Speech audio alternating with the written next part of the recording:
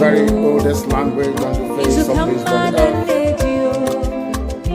Chico di Cabia Mapuni, Chineke, and son of the Wenapisial, and Nina Bozana Soya, Nana Jama, and Yana Farosi, Obanane, all the and then saw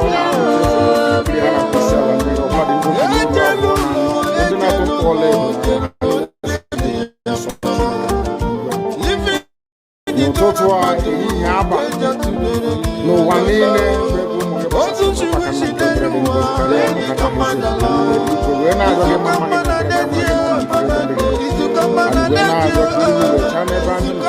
and when I raise it, Tahara to the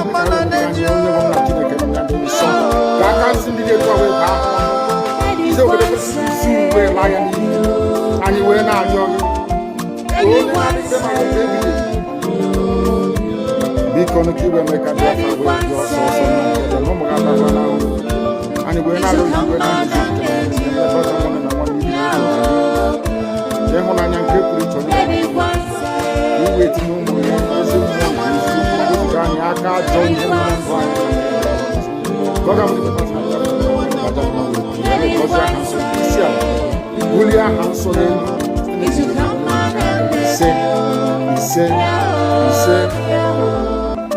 but you know what? They would like you to believe that someone Ekpa is the cause of it. No. I am the solution, and the only way they can get to you is by kicking me out, which is not. I have come. Look what you do. After I am done with Nigeria, Biafra will be free and enjoy freedom. Biafra will know the importance of freedom and what happens in 5 years to come. Thank you.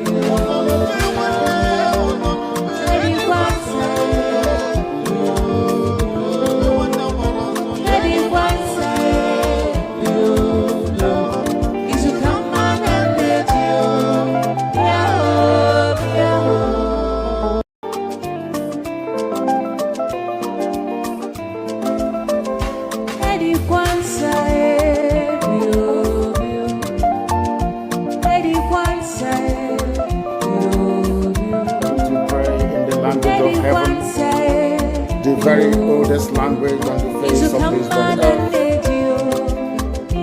Chico di Cabia Mapuni, Chineke, and son of the Wenapisial, and Nina Bozana Soya, Nana Jama, and Yana Farosi, Obanane, all the and then saw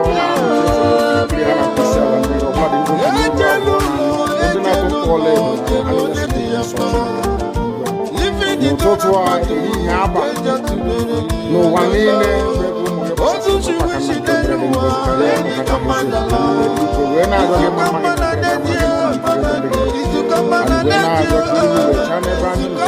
and you went out of his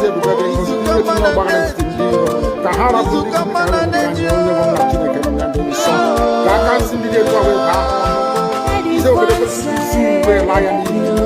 and you were not young.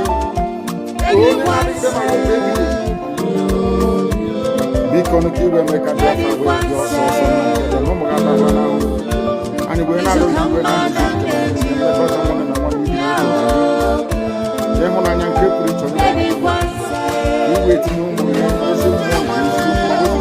But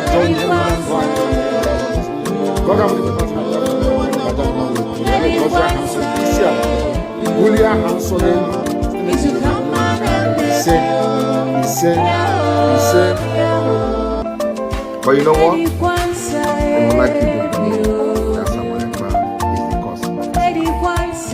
No.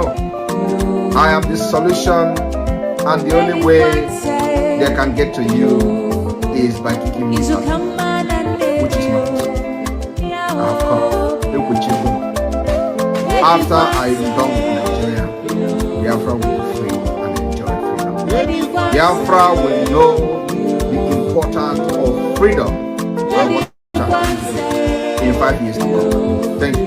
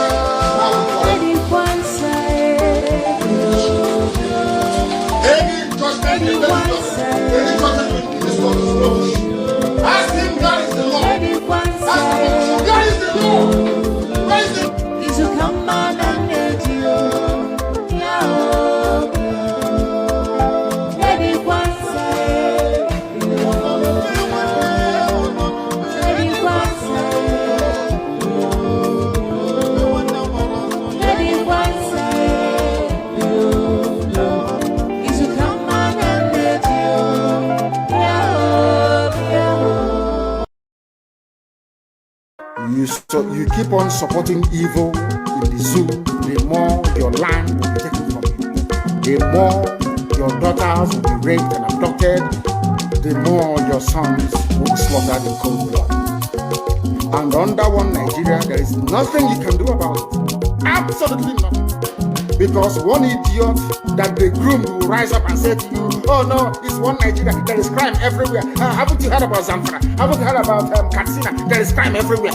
That is not the case. The crimes you have in the north, the insecurity you have in the north is as a direct consequence of their own action. They grouped them. Al-Qaeda in the Nigeria, ISIS in West Africa, Boko Haram, Fulani headsmen, bandits, all of them. Who brought them to Nigeria? It's Fulani. Fulani brought them into Nigeria. Everybody brought them in. Why did the government brought them in? Are you people deaf and dumb and stupid? When you come out and you pretend, oh, we are one Nigeria, go and show me. Somebody was asking, where is the boundary, where would the boundary of Biafra begin? And I asked the fool, where did the boundary of Nigeria begin? People from Niger come in and go as they like. Most of these idiots are from Niger. They are building a pipeline to Niger. They are building a railway line to Niger. They are building roads to Niger. Whereas where the money comes from, which is Biafra land, we don't have those infrastructure. No, we don't. But you're taking our money. You come to Onaji, you come to everybody, you come to Agulere, you come to Ebo, you take our resources, sell it, get the money, and now you're building a way to Nigeria, and you want me to be happy with you. Clap for you, one Nigeria. I think you may be not you are insane. You come to my land, you take our oil, you take our gas, you take our manpower, you take everything, our VAT, our tax, everything. You are now building a road from Katsina to Niger. Airport. Refinery. You take oil, from my land, you take it to Niger, you refine it, you bring it back to me as a refined petroleum. And you're telling me that country is viable. You're telling me that Nigeria should be supported. You are in one Nigeria. You are not going anywhere and you're dying every day. Because those that they appointed to speak for you, they gave them money so that they will come out. Pages of the newspaper to keep the war, giving the impression that everything is okay. When things are go and see the contradictions in it. Nigeria is not working, we are marginalized, and then you come back to say Nigeria is one, we must stay in it together. Are you not foolish? These are the useless intellectuals that you have. On one hand, you say Nigeria is not working, you're marginalized, you are being discriminated against, you are suffering, they are killing you everywhere, and you come back to the same place and say Nigeria must be one. Had Nigerians gotten together to say they want to be part of this useless contraption, that's entirely their business. I mean, Democrats have subscribed to it. But have you asked yourself this question? Why is it that all those asking you to remain in one Nigeria has something to gain from Nigeria, or they have benefited in the past? Nothing more, nothing less. I saw the letter that Ekpa wrote to President Biden. In it, Ekpa said, come and help us fight terrorism, in order to ensure that there will be no regional destabilization. That is their game plan at the U.S. State Department for very many years, until we stepped in. They keep trotting out these lies. Once Nigeria breaks up, there will be destabilization in the entire region. I said that because you don't understand African history. Most of these people are not Igbo. When I say it, they say I'm insulting them. No, I'm not insulting you.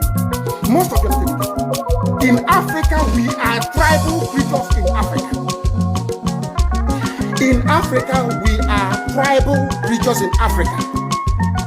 We always go back to our village where we are born, where our umbilical cord, our long, where it was buried. That's where we come from.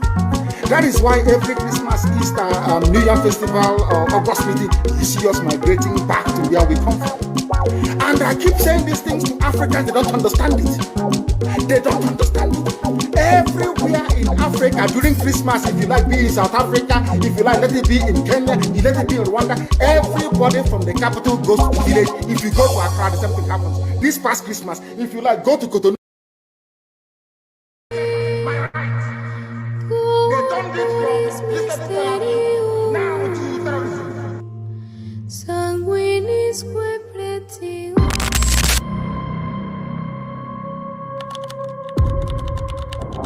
Breaking news reaching us now, the leader of the indigenous people of Biafra, IPOB, Nnamdi Kanu, has been arrested, extradited to Nigeria, and is right now being arraigned at the Federal High Court in Abuja. Kanu is facing charges bordering on treasonable felony instituted against him at the Federal High Court.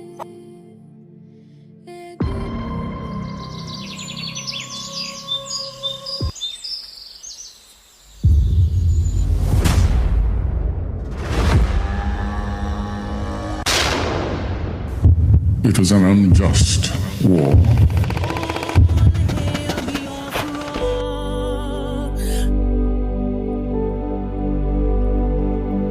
Long ago, in the heart of Biafra, a nation was born from the ashes of war.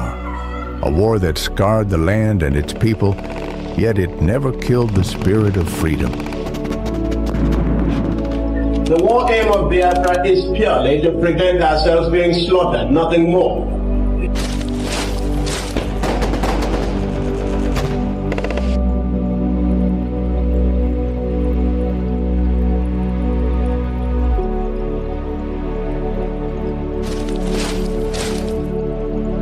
It was in this land, scarred by conflict, that Nnamdi Kanu was born, a son destined to revive the dream of independence for Biafra. And if anybody is going to judge our success and failure in this war, it will have to depend on how much we have prevented the enemy from killing us.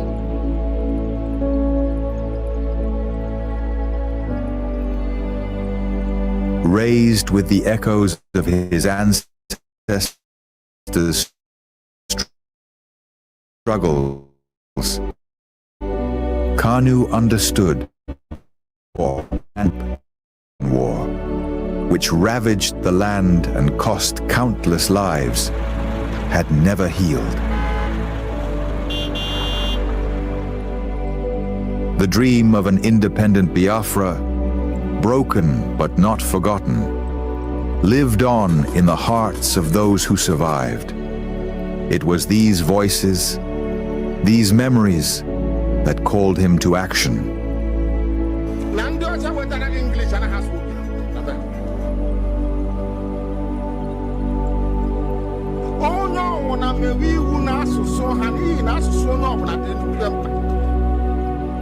As Nnamdi Kanu grew, so did his voice. He became a preacher of justice, a messenger for those who were unheard. He spoke not just for his generation, but for all those whose lives were shattered by the war. The pain of the past was alive within him, and his words resonated with the cries of the oppressed.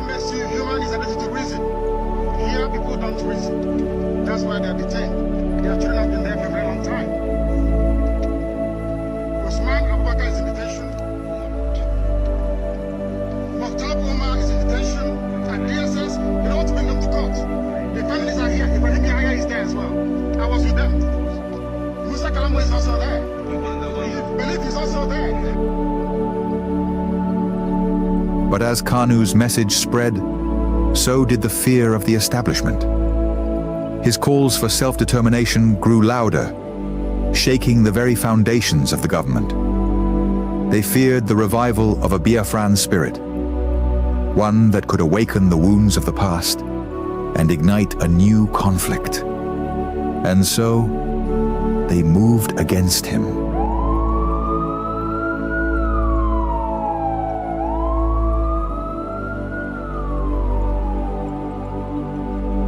Nnamdi Kanu was arrested, his body captured, but his spirit unbroken. The authorities believed that imprisoning him would extinguish the fire he had started. But they failed to understand the depths of his cause. The pain of the war, the bloodshed of the past, was not something easily forgotten. It was a flame that could never be fully extinguished. His arrest became a symbol of the struggle that began in the blood-soaked fields of the Biafran War. The demand for freedom was still alive. The fight for justice continued, not just for Nnamdi Kanu, but for all the lives lost, for all the children born into a world of scars.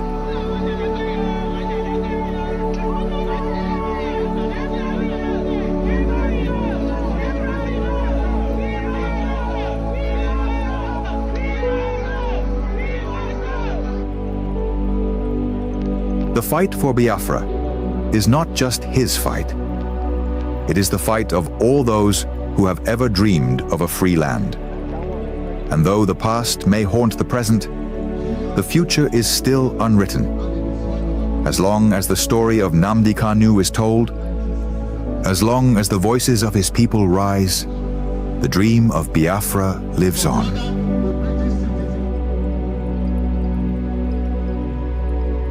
Arrested again, again, again, again, again, again, again, and yet again.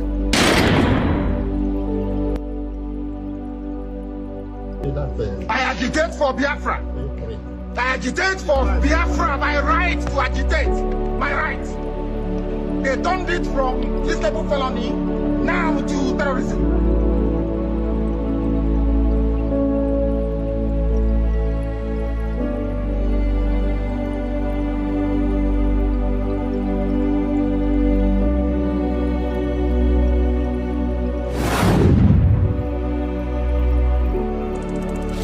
This is Nnamdi Kanu speaking. Biafra land, listen.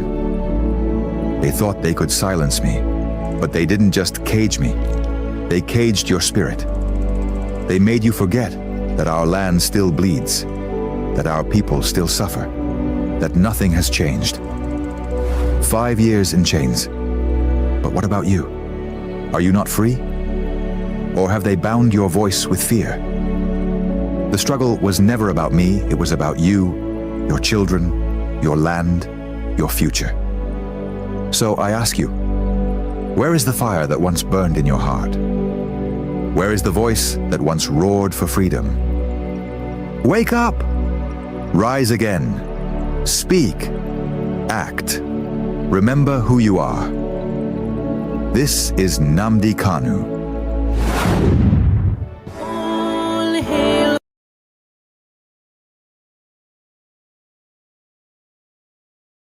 language of heaven, the very oldest language on the face of this very earth. Chukwu okike abịa mapụrụ m ihe niile, Chineke na onye ndị nsọ na-efe wee na-akpụ isi ala nye onye anyị na-agọzi aha nsọ ya mgbe niile, onye anyị na-aja mma wee na-eto anyị enweghị iche ọzọ ewezuga gị. Anyị anaghị efe arụsị, ọ bụ naanị gị bụ onye kere ihe niile kere eke mana onweghị onye kere ya. Ọ bụ ya mere ndị Igbo ji wee na-etu gị ebighị ebi.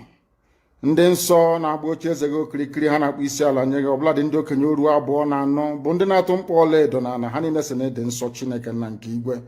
N'ụtụtụ a, ehihie, abalị, n'ụwa niile bụ ebe ụmụ gị gbasasịrị ka ụkpaka nna nke ebere dị ngọzi ka anyị na-akpọkọta ha eze ebube onye ime eluigwe wee na-arịọ gị mma gị na ebere gị, amara gị na ọmịiko gị ebe ndị gị nọ. Anyị wee na-arịọ ka iru gị wee chaa n'ebe anyị nọ. Anyị wee na-arịọ gị eze ebube dị ngọzi ka iwe tinye ọgbaghara n'etiti ndị iro, ka ha rabụ ndị kụziri ka ha wee megide anyị, onye nwe m na Chineke nna dị nsọ, ka aka nsị ndị dị etu a wee baa ha ọnụ, ije obodo ekwensu bụ zuu wee laa ya n'iyi. Anyị wee na-arịọ gị, onye na-adịgide ma ruo mgbe ebighị ebi, biko nụ ka iwe mee ka Biafra wee bịa ọsọ ọsọ nna nke ebere na ụmụ gị atakwala n'ahụhụ.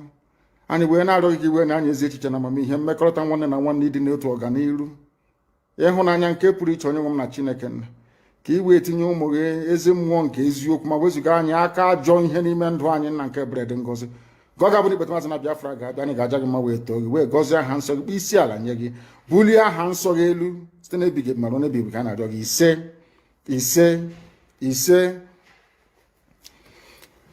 This very morning, all of you, I believe that those who are watching know who we are and why we do what we do. My name is Nnamdi Kanu. I am the leader of the indigenous people of Biafra all over this very planet Earth, the director of Radio Biafra and Biafra Television, and by the very special grace of the Most High Elohim, Chukwu Kikabi Amapurumi Henine, servant of the wonderful people of Biafra.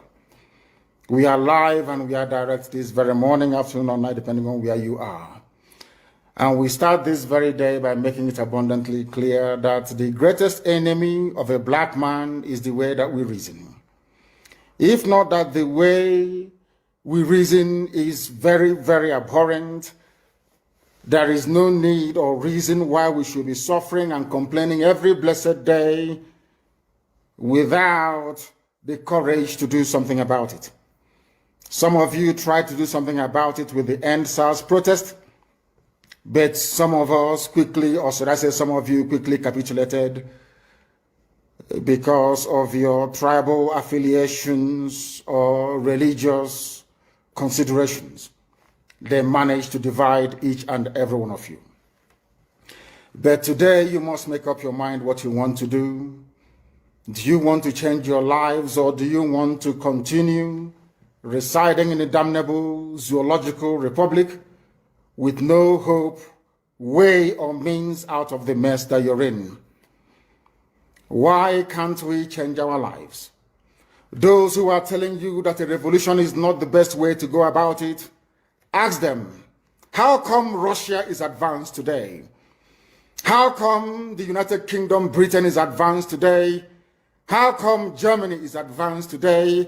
How come France is advanced? How come Spain is advanced? How come the United States of America, of course, the greatest country on this very earth, is where they are today? Is because in each and every of these countries, there was a revolution. Either a violent overthrow of a very corrupt and inept regime, or there was what I would refer to as intellectual revolution. In Africa, none of these appears to be present at the moment. Those of them that commenced the End SARS protest tried as much as they can, but the forces that be overwhelmed them, the forces of darkness, the forces of hate, the forces of retrogression, the forces of iniquity prevailed, especially with the help of their journalists and their media houses. But this time around, we must prepare ourselves. But before we do so, we must ask this very important question. Are we all prepared for this very change that is about to come? Are we mentally tough enough to withstand all the garbage that will be thrown at us? Are you strong enough to jettison every emotional consideration that has to do with tribe, ethnicity, or religion. Once we are able to overcome all of this nonsense, believe you me, this very next phase of revolution will stand and stand very, very strongly. Everybody knows that Nigeria is a scam, a very big one at that. Nigeria is being run by an extremist bunch of dictators called the presidency. All of you know this. Everybody understands this very fact that Buhari is no more. You know that Buhari is dead. Everybody knows. But those still perpetuating this very myth that Buhari is alive are those pinning their hopes on 2023. So this is a collection of odd bedfellows. These are people who are determined by every means available to cling on to power, to continue to impoverish you, to continue to allow terrorists from all across the Sahel to occupy your farmlands and your forests. They rape your mothers, they abduct your sisters, they kill your traditional rulers, they kill the daughters of your prominent men, and you do nothing about it. Because their only consideration is to keep you focused on this very elusive, better Nigeria to come. You and I know that Nigeria can never, ever be better. We know that very well. The whole world understands that Nigeria can never, ever be better. Why are you pinning your hopes on it? You're pinning your hopes on it so you can go to Dubai, like Atiku and the rest of them, and buy houses for your wives and your concubines. You are doing so because you think it's the turn of your village to eat money. And I have consistently asked this question. Biden, that has just been confirmed as the US president, is he from your village? Boris Johnson from the United Kingdom, is he from your village? Is Angela Merkel from your ethnic group? I'm asking you in the zoo. But you prefer to live in all these countries, which means that ethnicity is irrelevant. What matters is the policies being pursued by any specific or particular government or regime, not where they come from. When people tell you nonsense about it is our turn, why don't we wait till 2023? They are only deceiving you. And if you allow yourselves to be deceived, things can only get worse. Fulani terrorists will take over your land. Time and time again, I have warned you on this very matter, but some of you never ever listened. I told our Yoruba friends that this thing you're supporting, this very evil government you're supporting, when they tagged IPOB a terrorist group, you supported them. You are going to pay a very heavy price for it. Had the Yoruba journalist stood up and said, IPOB did nothing wrong, you cannot tag them a terrorist group, believe you me, by today, you will not have Fulani people occupying Yoruba forests and farmlands. Because in this life, what goes around comes around. If you support evil today because you're benefiting, eventually that evil will overwhelm you. The same thing happened to APC. The same thing happened to Fulani Caliphate. They brought in terrorists from all across the Sahel. They brought them into Nigeria to try to force Jonathan out of office. Now Jonathan is out of office. They are now, of course, reaping what they sowed, all of them. Do you see that the North is in as much disarray as we have in the South, if not worse? When they were grooming and breeding these terrorists, they thought they were doing it just to assume political power. They never knew there was another dimension to it. That these terrorists that they all created will come back to consume them. And that is what is happening today. It is the spillover of their same, should I say, terror effects that we are feeling right across the South. That was why we said with the launch of ESN that we cannot allow that nonsense to continue. They know they are not going to make any headway in the East. They have turned their attention to the West. They are forcibly occupying their land and telling them that they cannot do anything about it. A whole presidency in a country openly and brazenly supporting terrorists. All of you watching and listening all over the world, you know that Miyetti Allah is a terrorist organization. You know that. They have killed.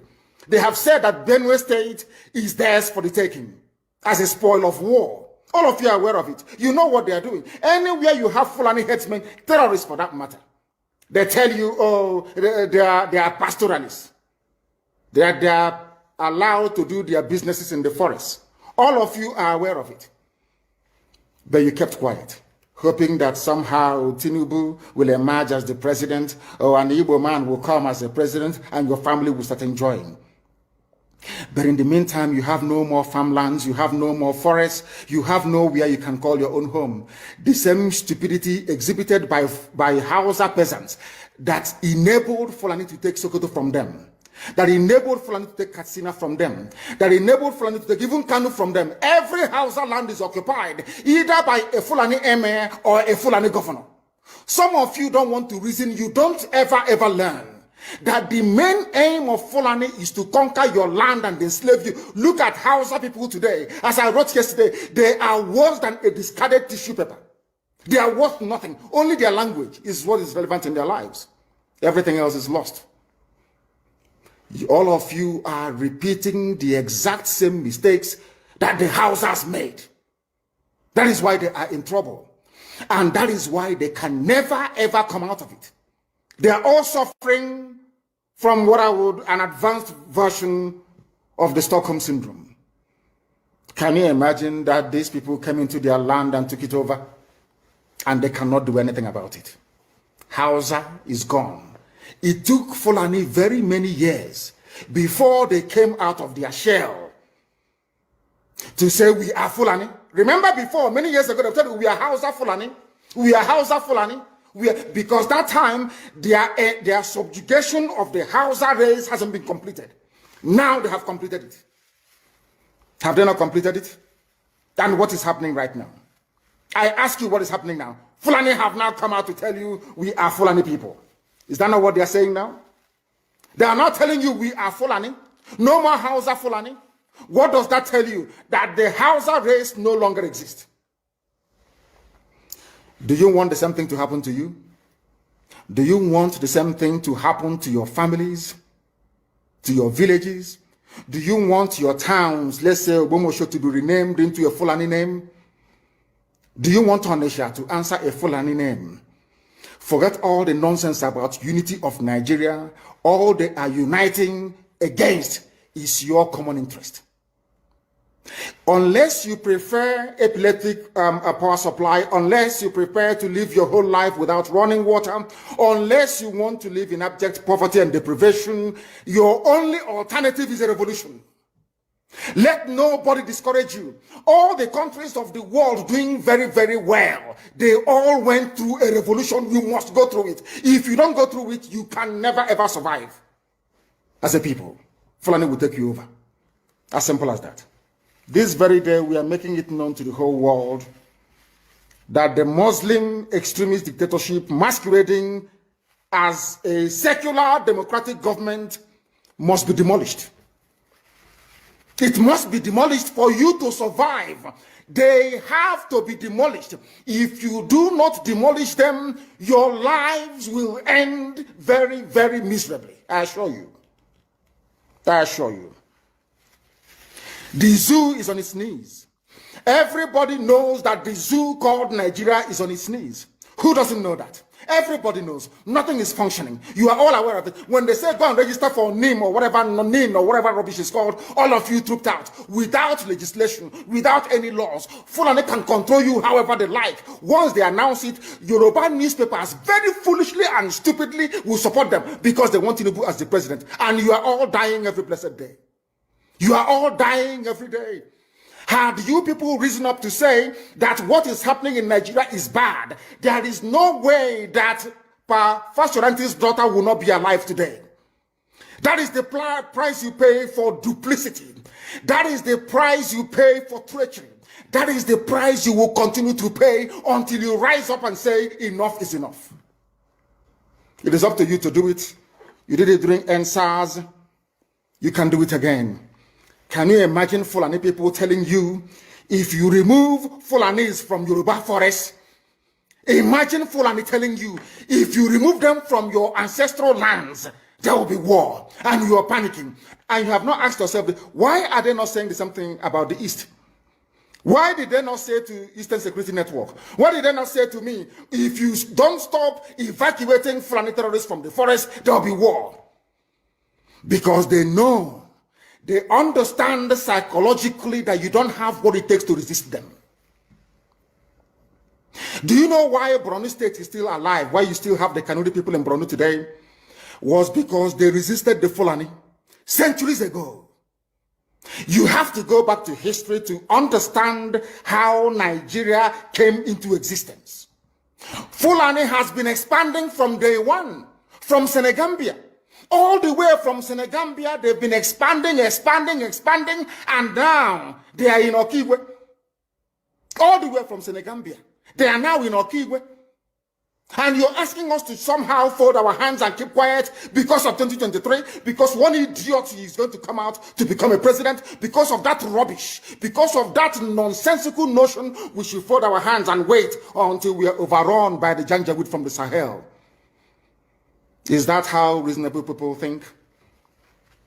Is that how people that wish to survive as a race, is that how they reason? It is very, very shocking that some of you do not understand what the Fulanis have in store for you. Very, very soon it is going to happen. And when it happens, your eyes will clear. And about whom you will see it very clearly. I was warning you. In 2014, 2015, 2016, they said he's a warmonger. He's a warmongering.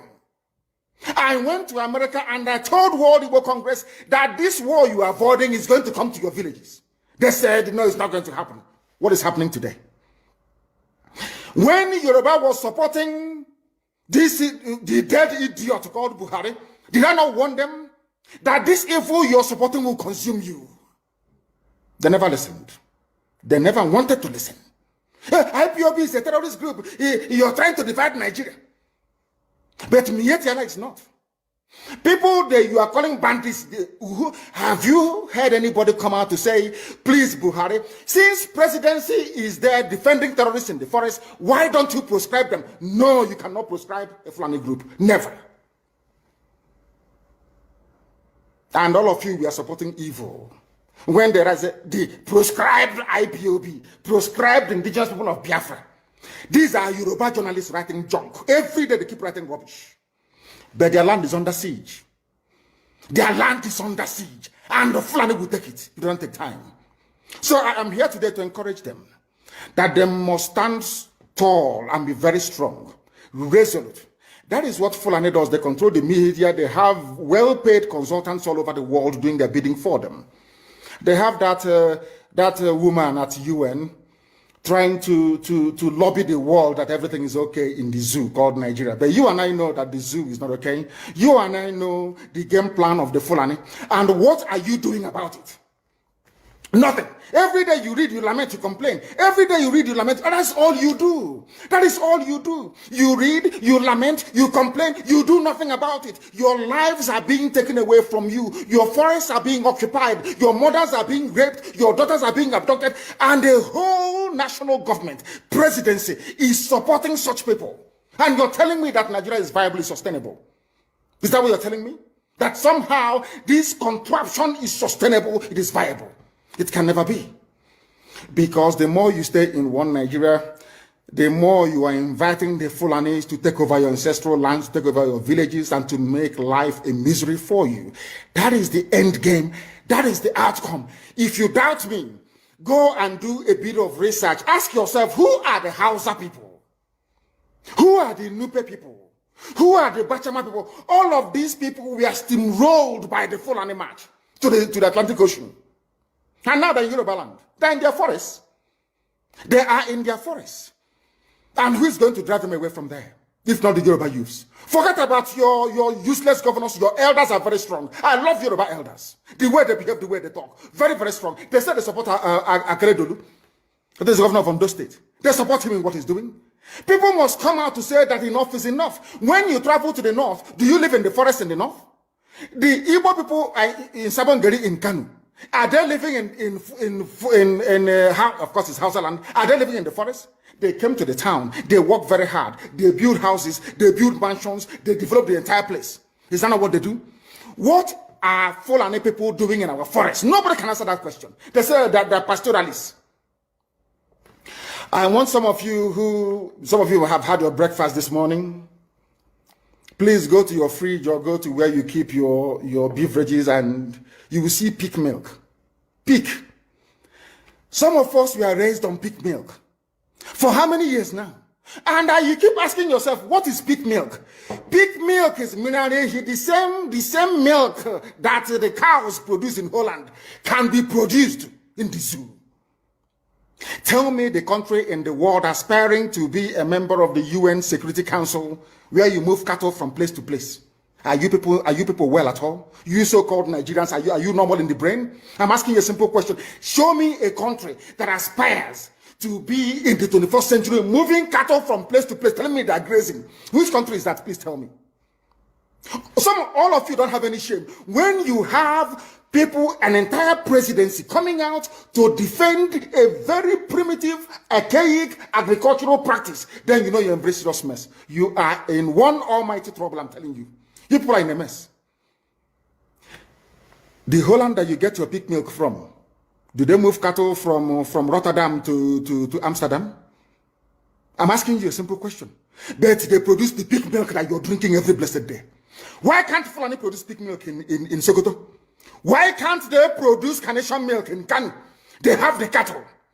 Before the white man came, did you see any Fulani in your forest? All these people talking rubbish about movement of cattle and movement of... I'm asking you, before Britain came and handed over Nigeria to Fulani, ask your grandfathers, please, or your grandmothers.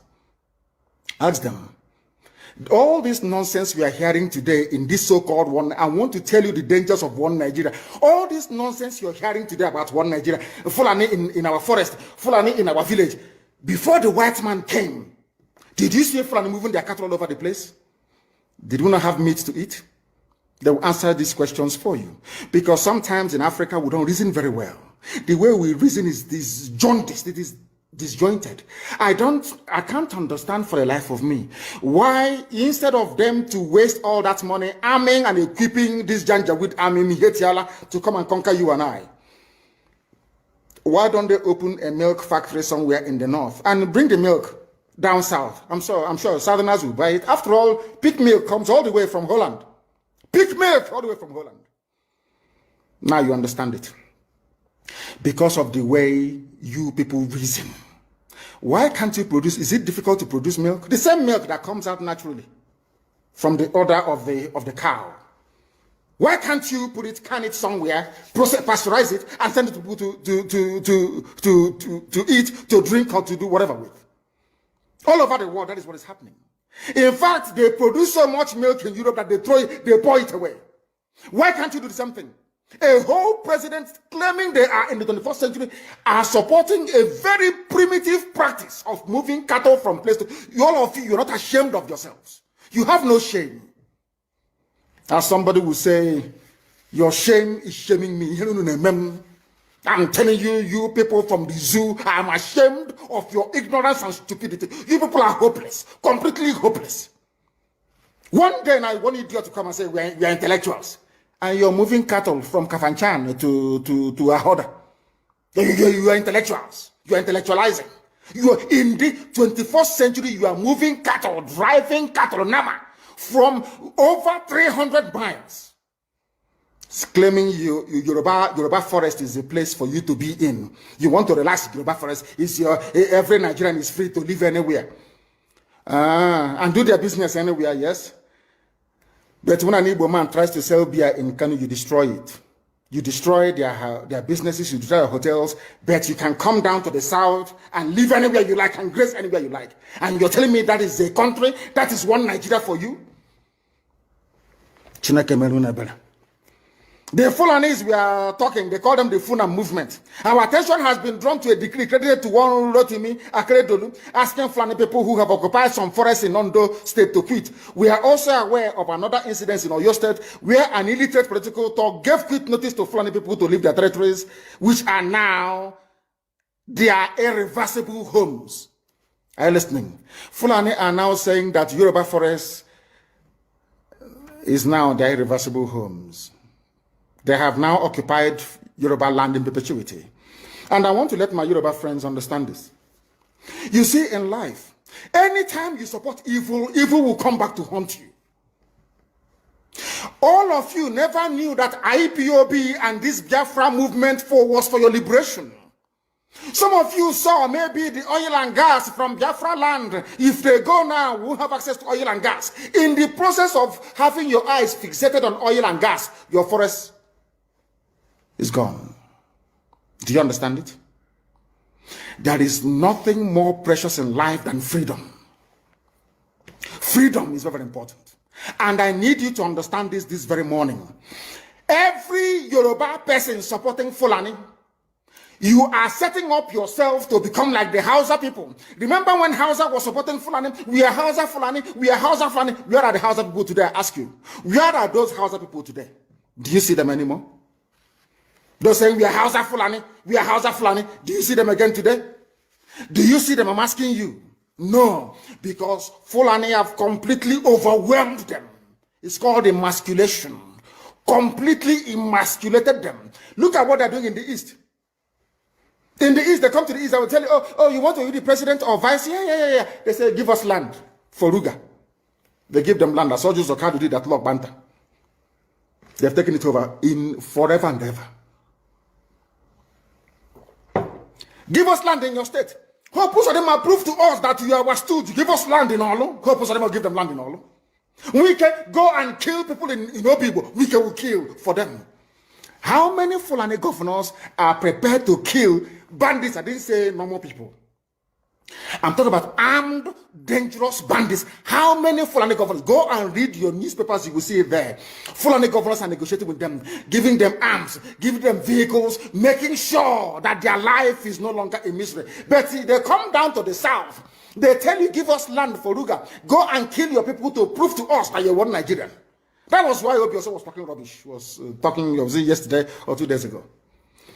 Supported by the BBC. The problem you people have in Nigeria is this. Your journalists, you see people Punch newspaper, Tribune, Vanguard, and Nation. They are your second worst enemies. I'm telling you the truth. They can never ever be objective in their reportage. Never, ever, ever. That's why all of you are suffering. But you don't know it. They were the same people used to scuttle the NSAS protest. Of course, some of you went about looking for Indomie in warehouses. Typical black people. Any revolution that is coming now, you must stand very firm. They'll say, oh, you're Igbo. Oh, you're Yoruba. Oh, you're from Europe. Don't join them. It's our turn in 2023. If you do this, you will scuttle our chances of becoming the president in 2023. Ask yourself, all of them that have been president from time immemorial, what benefit has it brought to you as a human being? Absolutely nothing. So you have nothing to lose. Absolutely nothing to lose. You look at them now, how they have now descended on Yoruba people, asking them to concede, give us your forest, we must graze, we must do this, we must do that. And slowly, before your eyes, they are giving in, they are capitulating, they are allowing them to go, if you don't give it to us, so Tinubu will not be president in 2023. Tinubu won't be the president. That's what I'm saying to you. And foolishly, you will agree and hand over your land to them. And once they take your land over from you, look at Hausa. Because there is a saying where we come from. If you want to know what your life is going to become in the future, look at Hausa people. If you want to understand appreciate, I will say, the life that you are about to bequeath to your children and grandchildren, look at Hausa people. Is there any Hausa governor today? Is there any Hausa emir? Is their land though? Katsina is Hausa land. Kanu is Hausa land. Sokoto is Hausa land. Hausa people own it, indigenous to those areas. I'm asking you this question. Is there any Hausa man who's an emir in the north? The answer is no. Something's going to happen to you. If you don't rise up now to break, I'm not even asking people to break this, you demand for what rightfully belongs to you, your freedom. The freedom to decide. The freedom to write a constitution if you prefer. The freedom to live with whoever you want to live with. That is what we're asking for. But most people misunderstood what we are saying. And today, almost everything we have said about the zoo has come to pass. Everything we have told you, everything I told you has come to pass, hasn't it? Everything. And some people are still questioning and arguing. They said, Fulani will resist by all means necessary, including armed resistance, any attempt to forcefully eject them from the forest. Yoruba, you must ask yourself this question.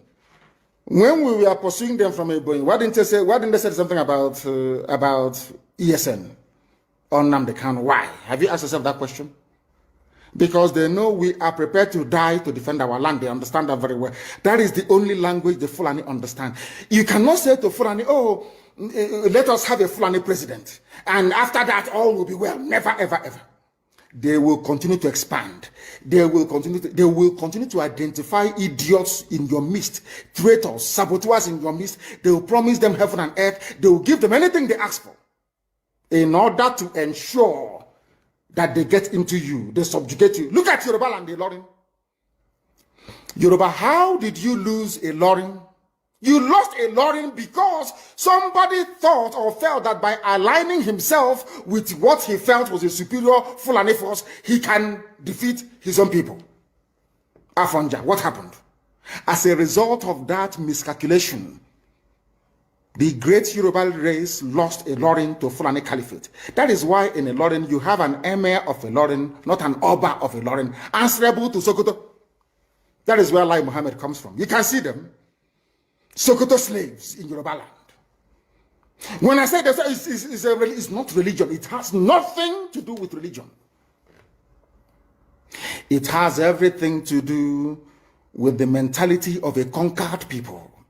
Now they have left the Lorin, having taken a Lorin and taken it to Sokoto. They now want to come into Oyo. They want to come into Ondo. Once they take over all those places, it's over for the Yoruba race. Over for you. No, never again will anybody rise a man of honor or integrity in Yoruba land. Never ever. It will only be their stooge. Look at what's happening in the East. Only Fulani stooges can now emerge in the East. It took them very many years, nearly 50 years, to accomplish this very simple task of making sure that everybody, be it Ohanese, be it Pandef, be it governor, anybody you're bringing out must come to the north to swear allegiance to the caliphate. All of them, bar none. Is there any political godfather in the East? There is none. They all go to the north to go and swear allegiance to the Janjaweed. That is why our life is in a mess. That is why they can bring someone like Obiozo and make him the Ohanese President General. In front of our eyes, in front of Korokoro. And what did they bribe? They gave money to BBC. They gave money to all Zoo newspapers. They started to trumpet Obiozo, Apex Group, Apex. You saw them holding their meeting under a canopy. A ton without shame. A whole Ohanese. Under sand, ton canopy. Maybe you saw it disgraceful and shameful. Talking rubbish. The man looks like a Janjaweed anyway. Talking nonsense. These are people they have prepared for you to sell you down the drain. By the time the Fulanis are done with you, believe you me, if you don't rise up now to fight for your freedom, by the time Fulanis are done with you, you'll be more useless than a Hausa peasant doing Babiala somewhere in Zaria. That is the future that awaits you. Now, our people must understand this very clearly, especially my Yoruba brothers and sisters.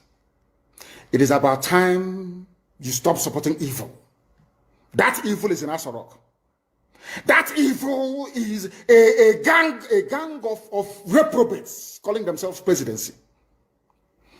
The more you keep on supporting evil in the zoo, the more your land will be taken from you. The more your daughters will be raped and abducted, the more your sons will be slaughtered in cold blood. And under one Nigeria, there is nothing you can do about it. Absolutely nothing. Because one idiot that they groomed will rise up and say to you, oh no, it's one Nigeria, there is crime everywhere. Haven't you heard about Zamfara? Haven't you heard about Katsina? There is crime everywhere. That is not the case. The crimes you have in the north, the insecurity you have in the north is as a direct consequence of their own action. They groomed them. Al-Qaeda in the Maghreb, ISIS in West Africa, Boko Haram, Fulani headsmen, bandits, all of them. Who brought them to Nigeria? It's Fulani. Fulani brought them into Nigeria. El Rufai brought them in. Bauchi State Governor brought them in. Are you people deaf and dumb and stupid? When you come out and you pretend, oh, we are one Nigeria, go and show me. Somebody was asking, where is the boundary, where would the boundary of Biafra begin? And I asked the fool, where did the boundary of Nigeria begin? People from Niger come in and go as they like. Most of these idiots are from Niger. They are building a pipeline to Niger. They are building a railway line to Niger. They are building roads to Niger. Whereas where the money comes from, which is Biafra land, we don't have those infrastructure. No, we don't. But you're taking our money. You come to Izombe, you come to Ohaji, you come to Ebema, you come to Aguleri, you come to Ebonyi. You take our resources, sell it, get the money, and now you're building a way to Niger Republic. And you want me to be happy with you? Clap for you. Oh, Nigeria is doing well. One Nigeria. I think you are insane. You come to my land, you take our oil, you take our gas, you take our manpower, you take everything, our VAT, our tax that we pay. You are now building a road from Katsina to Niger, airport in Niger, refinery in Niger. You take oil, crude oil from my land, you take it to Niger, you refine it, you bring it back to me as a refined petroleum, or as PPS as you call it. And you're telling me that that country is viable. You're telling me that Nigeria should be supported. We are in one Nigeria. We are not going anywhere. And you're dying every day. Because those that they appointed to speak for you, they gave them money and positions. So that they will come out on the pages of newspapers to give the world the misleading impression that everything is okay, when things are not okay. Go through the statements of Ohaneze and see the contradictions in it. Nigeria is not working. We are marginalized. And then you come back and say Nigeria is one. We must stay in it together. Are you not foolish? These are the useless intellectuals that you have. On one hand, you say Nigeria is not working. You're marginalized. You are being discriminated against. You're suffering. They're killing you everywhere. And you come back to the same place and say Nigeria must be one. Had Nigerians gotten together to say they want to be part of this useless contraption, that's entirely their business. I'm a Democrat, I've subscribed to it.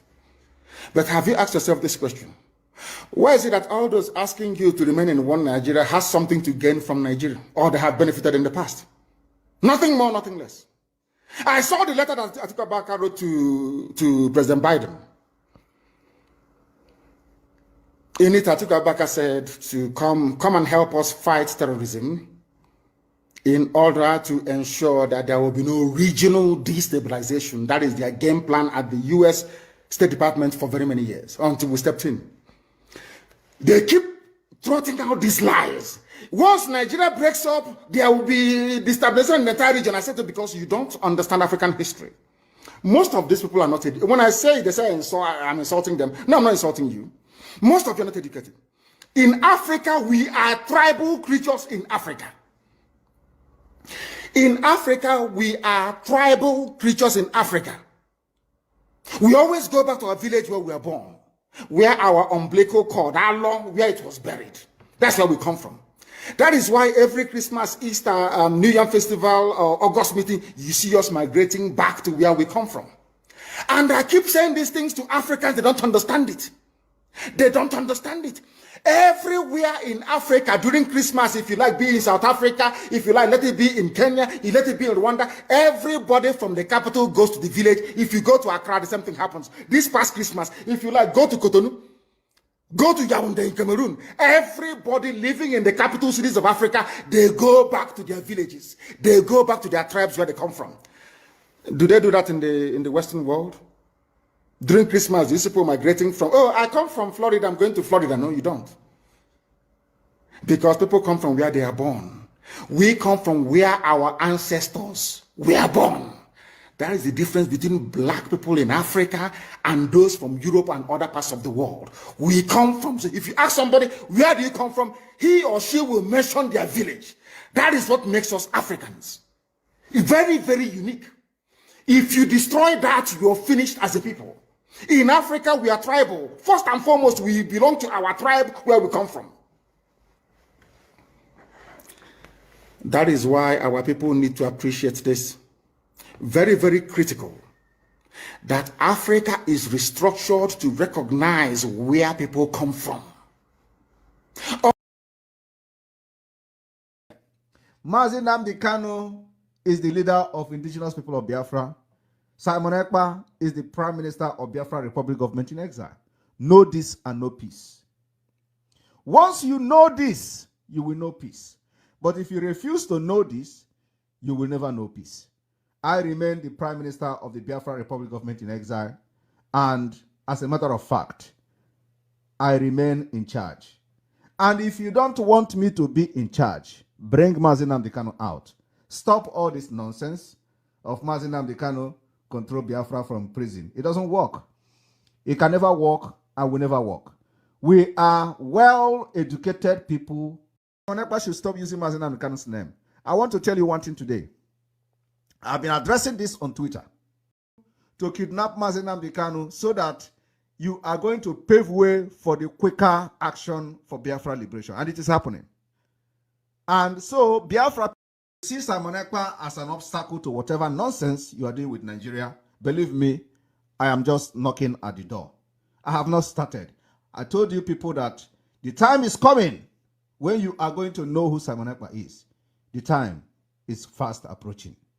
So if you are not happy with the fact that Simon Ekpa is in charge and the new sheriff in town, bring Nnamdi Kanu out to stop me.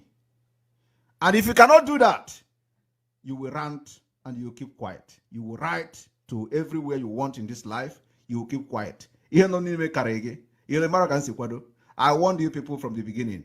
This Nnamdi Kanu you kidnap will be the worst mistake Nigeria has ever made. And I warned in the beginning that we are going to make sure that the kidnapping of Nnamdi Kanu is very costly and very expensive. My people of Biafra, I am telling you, we are now over $15 billion lost to Nigeria, and we are counting. We are counting. 15 billion lost to the kidnap of Nnamdi Kanu, and we are still counting it. By the time we get to September, it will get to 20 billion. I am talking about $20 billion. That is the estimated loss to the kidnap of Nnamdi Kanu. Now tell me, not only that, we are crashing the foundation of Nigeria. And God have used you to kidnap Nnamdi Kanu so that you are going to pave way for the quicker action for Biafra liberation. And it is happening. And so, Biafra people, those who are still contemplating on what Simon Ekpa is doing, please do not listen to criminals who collected money to sell Nnamdi Kanu. And those telling you Simon Ekpa should stop using Nnamdi Kanu's name, I want to tell you one thing today.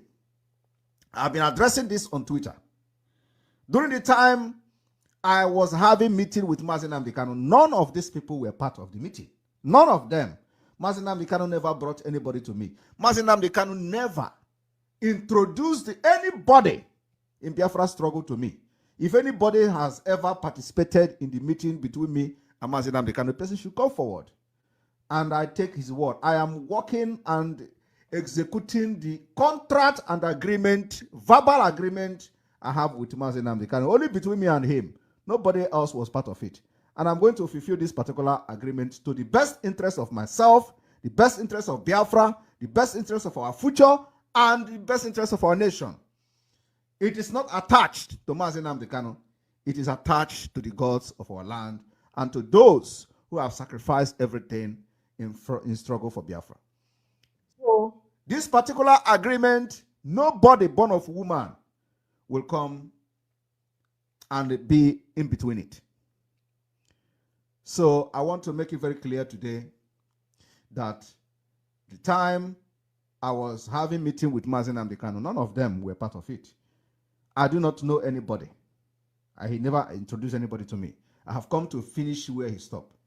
The code is in my palm, not in the criminals that we have expelled, not in the governors, not in the senators that will soon begin to receive Edwakanono of Internal One.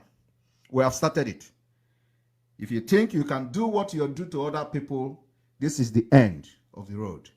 So Biafra people, tomorrow we are going to have the normal broadcast, and I wish that you are going to enjoy yourself. For the time being, I just come here to give every Biafra a shout out, to thank you for your resoluteness and what you have done during the 2 weeks sit at home. It was a success. For the very first time in the history of the evil entity called Nigeria, we shake the foundation, we shake the very evil foundation to the maximum, and we continue to shake that particular foundation until it is broken, finally. So I want to use this opportunity to appreciate Biafrans for allowing the spirit of Biafra to possess them and staying very strong and very resolute, irrespective of the fact that they are propagating lies and all manner of whatever they are propagating in order to stop the Biafra movement. Today, the people that were proscribed, I want you to know that IPOB, those people you see today and deceived our people to die many years ago, were proscribed by the Nigeria representative within Biafra territory in the southeast, called Southeast Governors, proscribed IPOB for no good reason. And why they have not been unproscribed, they are now calling us criminals. And those who were part of the proscription are celebrating that they are calling us criminals, as if we are criminals. They celebrate criminal. And I want to ask again, I don't know, which one is better? Is it a proscribed terrorist group or is it a criminal group? We are neither of the two. We are not criminals. We are not terrorists. But they proscribe the IPOB. So you see, the people that have not even come out of the proscription are celebrating when they say we are criminals. And they say we are not members of IPOB. We are the government of Biafra in exile, officially. Legitimate official government in exile. And that is the supreme now. If you don't like it, bring Nnamdi Kanu. If you don't like the fact that Biafra Republic government in exile is now supreme, and I want everyone to understand that very soon we will stop using IPOB. Very, very soon we are going to stop using IPOB because IPOB name has been adulterated by evil people. We are going to stop using the name. And if they are not happy with that, they can release Nnamdi Kanu to put things in order. Every strategic we are going to use to show Nigeria that they have fired the wrong shot, we are going to do it. So Biafra people, get ready. When they do too much, when they overdo, we change it for them. We are going to stop using IPOB in due time. And the only legitimate name will be the Biafra government in exile. And under that government in exile, Nnamdi Kanu will be released. And if they are not going to be happy with that, they should release him to come and put back IPOB where it is. You know, I want everybody to understand that the war we are fighting now is not just the war of gun and bullet. It is also war of brain, war of awuche, and we are going to be giving them back to back. We are the one leading this movement, and we know when to fire that shot. We never miss target. So when they do too much, we will change the name completely. And the government in exile will take full charge. By then, if they do anyhow, we will continue to demand them to release Nnamdi Kanu to come and put the things in order. If there's so much love for IPOB that they proscribe, because now they are dragging who is IPOB, who is not IPOB. All of a sudden, Nigeria government is now telling you Simon Ekpa is not a member of IPOB. All of a sudden, Nigerian newspaper is now carrying the who is a member and who is not a member of IPOB. They are now dragging who is a member. And this is supposed to be a proscribed organization, a proscribed group. All of a sudden, they are embracing them. So we are going to change, and just follow me and know when the time will come to change the name, and we are going to stop mentioning it.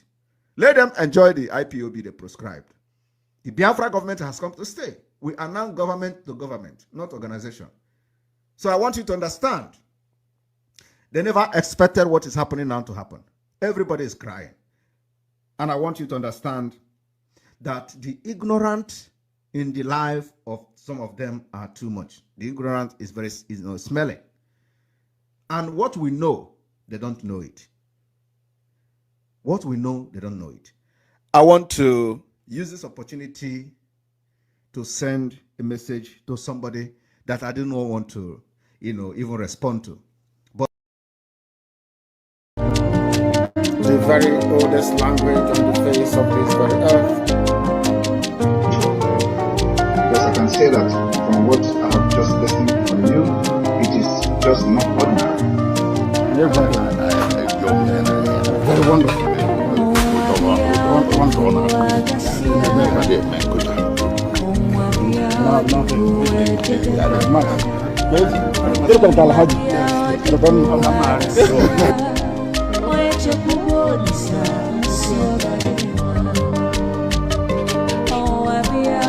When my lawyers came to see me, I had a discussion with them about how I'm going to defend myself. I told them that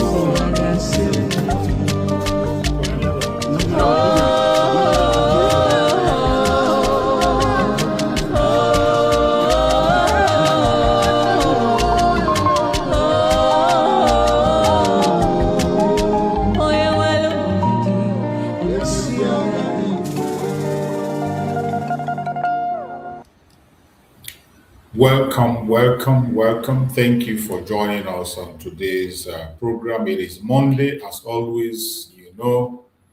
Every Monday we keep our memories alive. Every Monday we keep our decisions alive. Every Monday we make a reminder to the world and we bring updates on why we did what we did, on why we are doing what we are doing.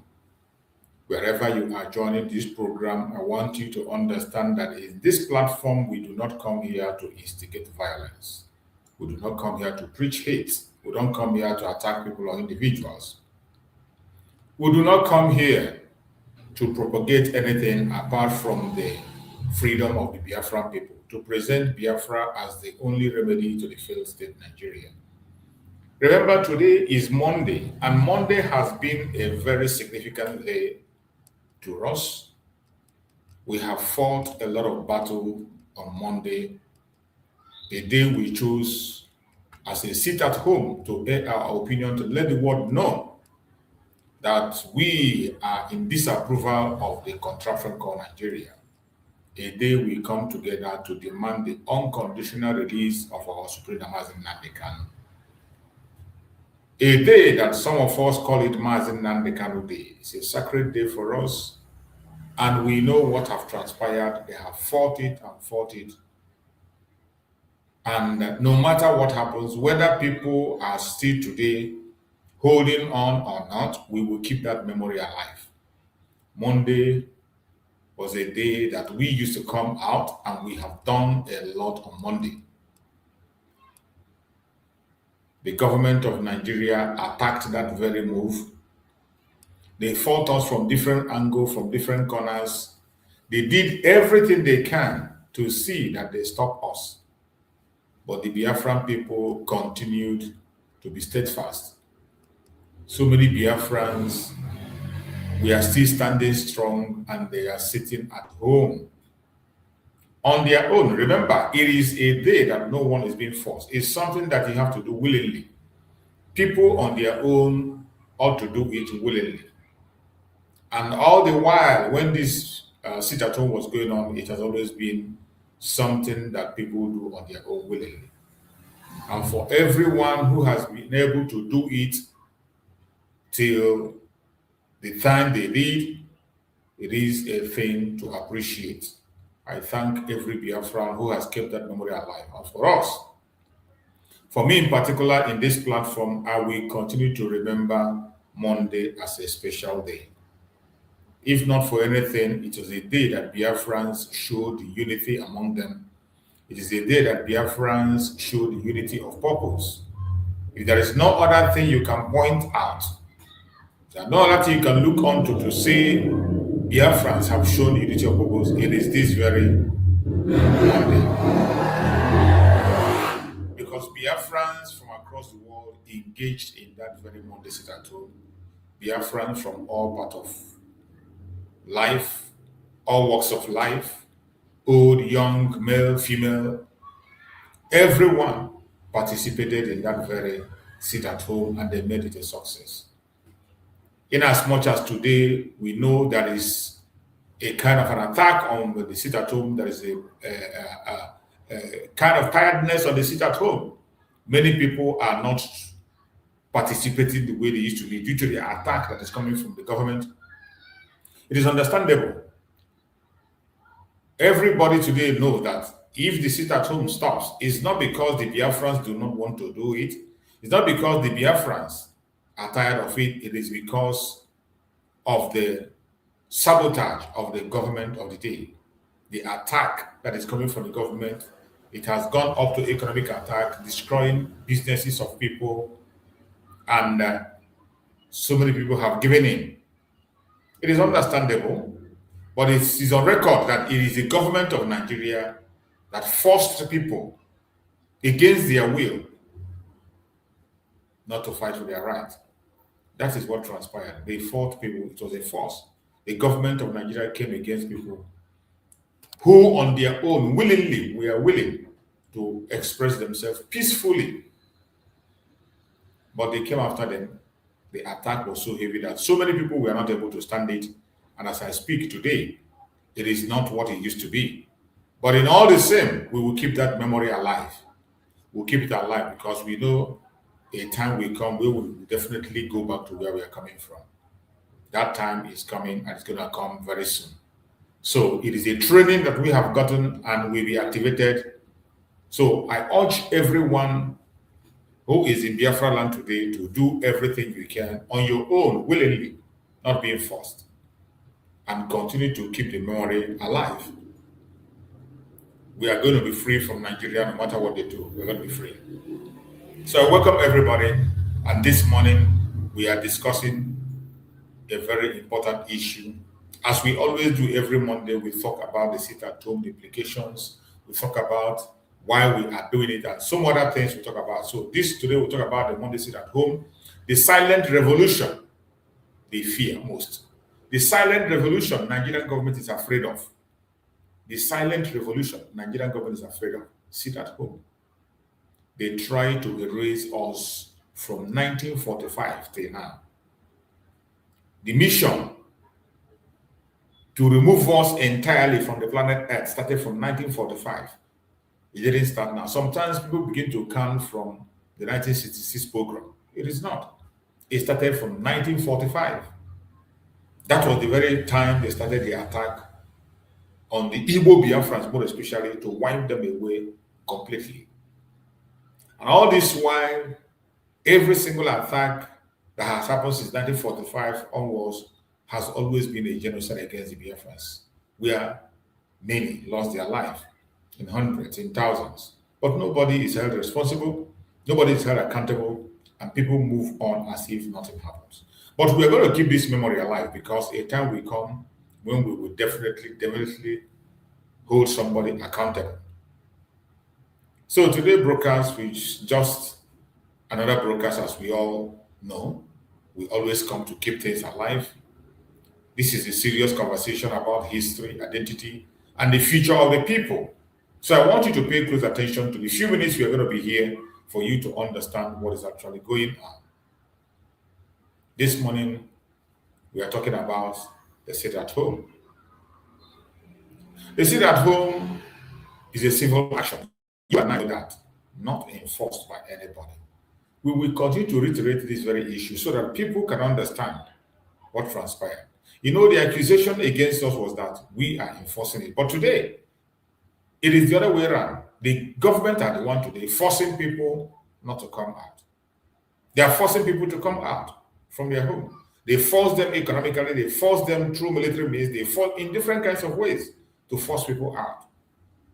So the only people that are using force in that country called Nigeria has always used force is the government of the day. But I want you to know that sit at home is a civil action decided, organized, and called on by the Biafrans themselves, willingly on their own, without anybody being forced. We are going to talk about why it exists and continue to exist. Biafrans refuse to give up. Many Biafrans refuse to give up, even in the face of all the attack, all the forceful declarations by the government of Nigeria, all the weapons they have used against Biafrans, they continue. We will also talk about the history, the root of Igbo persecution dating back to 1945. Since 1945, that is when they started attacking us. And for those who don't know why we are calling for self-determination, if at this point in time, if up to now, it doesn't matter where you are from, you don't know why we are calling for self-determination, you are lying to yourself. You are lying to your friend. So stay with us for as long as we're going to be here so that you can be able to get some perspectives,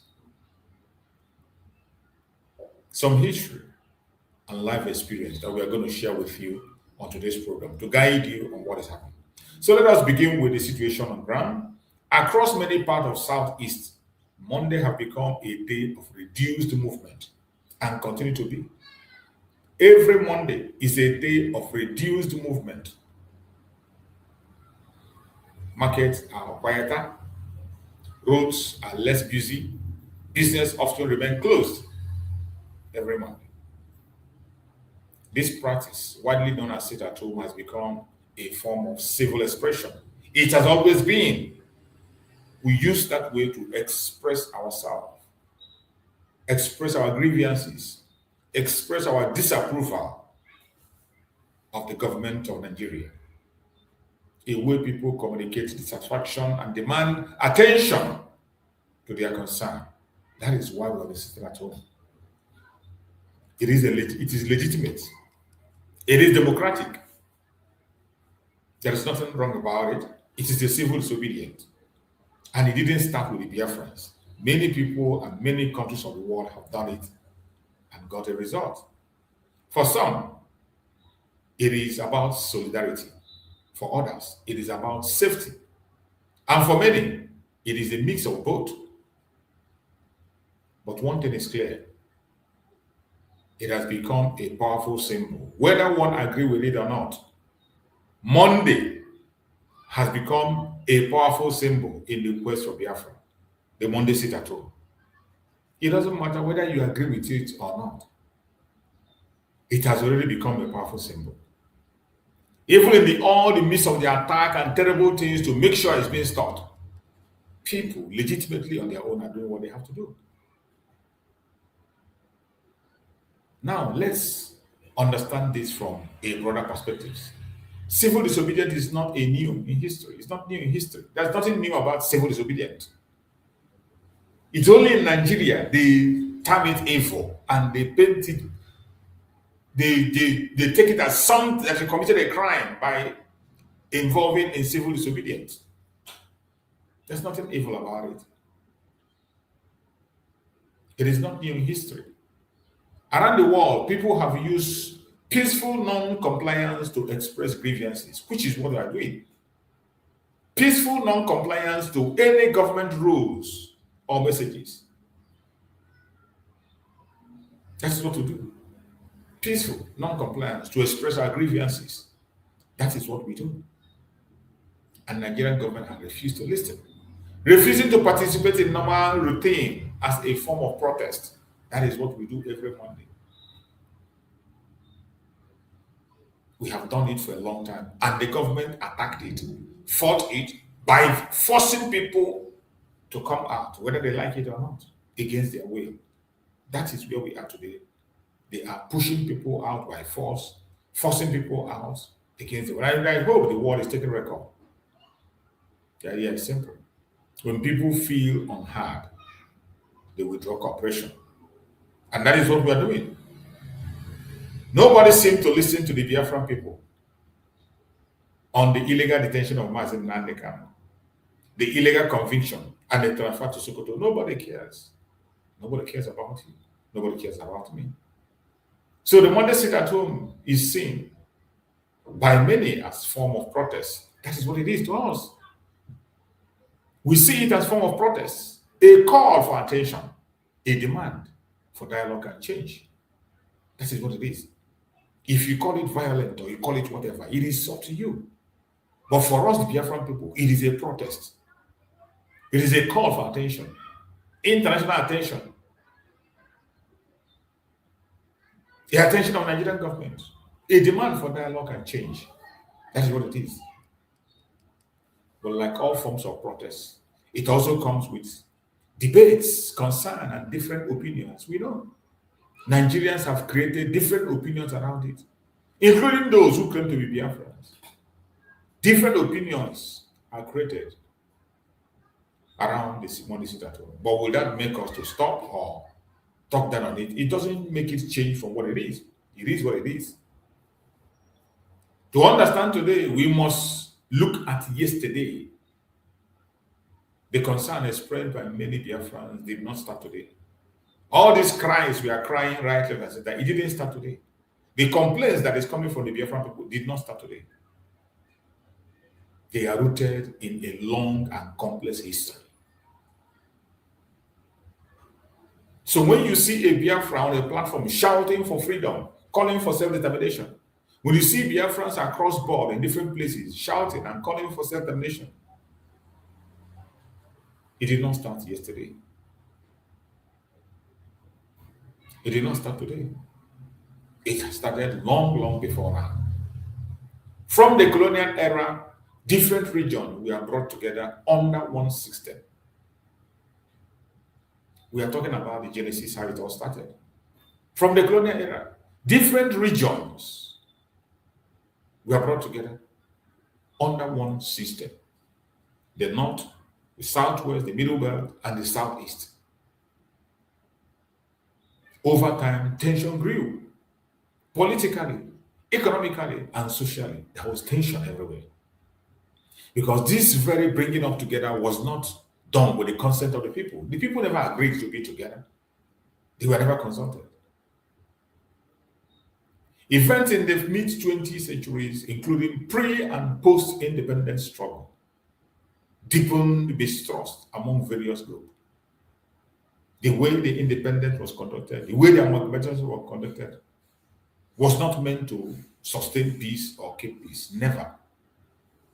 Never. That is why Nigeria can never find peace. It doesn't matter how people pretend that all is well. The truth will always be the truth. The Nigerian Civil War, 1967-1970, remained one of the most defining moments. One of the most defining moments. It left these scars, heavy losses, and unresolved question. 1967 to 1970. No Biafra will forget that. It doesn't matter what you believe. It doesn't matter your line of thought. No genuine Biafra will forget 1967 to 1970. Since then, many people in Southeast have continued to express concern. We, the Igbos, but especially, will continue to express concern about representation, about security, about economic development, about fairness in national structure. These are the major problems that have persisted. Even after the civil war that they brought out their 3R, reconstruction, rehabilitation, and reintegration, that never happened. The Gowon was so bold to come and read out the 3R. First of all, he started with the propaganda of no victor, no vanquish. No victor, no vanquish. Yet you impoverished the area and took away their properties and their wealth. And you said no victor, no vanquish. They promised the 3R. None of those R was attended to. There was no reintegration. They never reintegrated us. We did. We moved back into Nigeria to see that if things can work. Reconstruction, they never reconstructed it. It was the Biafran that built their homes by themselves, built their cities by themselves, built their towns by themselves. Up to this moment, the federal government presence is not felt in the southeastern part of Nigeria. Up to this moment as we speak. Rehabilitation. Nobody was rehabilitated. Instead, they keep on reminding us about old wounds. There was no rehabilitation. Instead, they keep on reminding us about our old wounds by their action, by their policies, by their speech. Like what the late Muhammad Buhari said, that they are going to teach us in the language that we understand, and went ahead to call us that. So rehabilitation was not done. We did that for ourselves. We decided to rehabilitate ourselves, reconstruct our cities, reintegrate ourselves into Nigeria to see it work. But yet, in the midst of all that we did the 3R by ourselves without the help of anybody, yet we are not accepted. We were not accepted. The attack continued, intensified. And when we say we want to our self-determination, somebody will say we are asking for too much. In fact, we are asking for little. We are asking for little. Self-determination, we are asking for little. When we go ahead to engage in civil disobedience, you said we are causing chaos. We are not. It is the Biafrans that are the most peaceful people you have in Nigeria are the Biafra, and the one that want peace. The ones that want genuine growth for every region. It is the Biafrans. We have no representation in Nigeria. There is no security for us in Nigeria. There is no economic development in Nigeria for us. There is no fairness in national structure. Everything is against us as Biafrans, mostly the Igbo Biafrans. Whether one agrees or disagrees, these concerns have shaped the conversation we see today. These concerns are the reasons why you are seeing what you are seeing today, and it is not going to go away because nobody is ready to address these issues. They are not ready to address it. For that, the quest for self-determination will continue. It doesn't matter how long it takes. We have no representation, there's no security, there's no economic development, and no fairness in national structure. Have never been. Since amalgamation to date, since they are so-called independent that they gave the one that called himself Nnamdi a ceremonial president, there has never been any fairness in national structure for us. And that is why the self-determination, call for self-determination will continue. It will continue. So the central question will remain, why do some Biafrans call for self-determination? Why do we call for self-determination? It is clear with all that I have mentioned. Some people will still come and be asking, why are we calling for self-determination? Except for those who are not Nigerians or those who are not paying attention to Nigerian issues. Nobody should ask us questions. Why do some Biafrans call for self-determination? Self-determination is simple.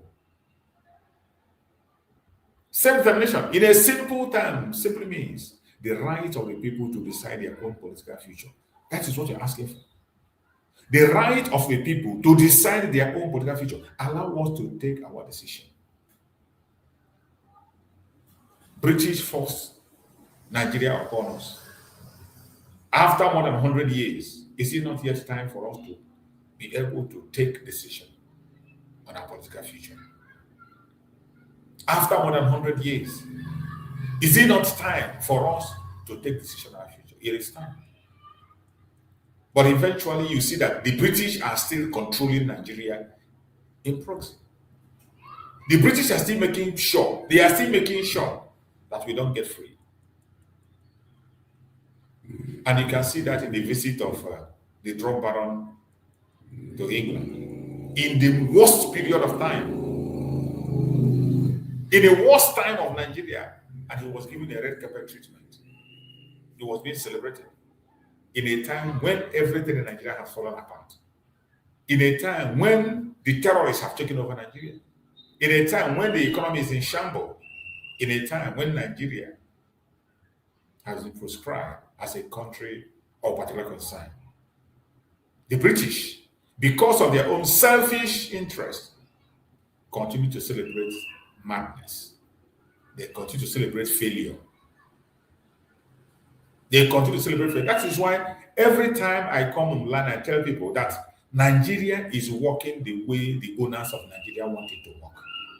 The only people that are concerned today, crying here and there, is the genuine people, the ordinary people, you and I.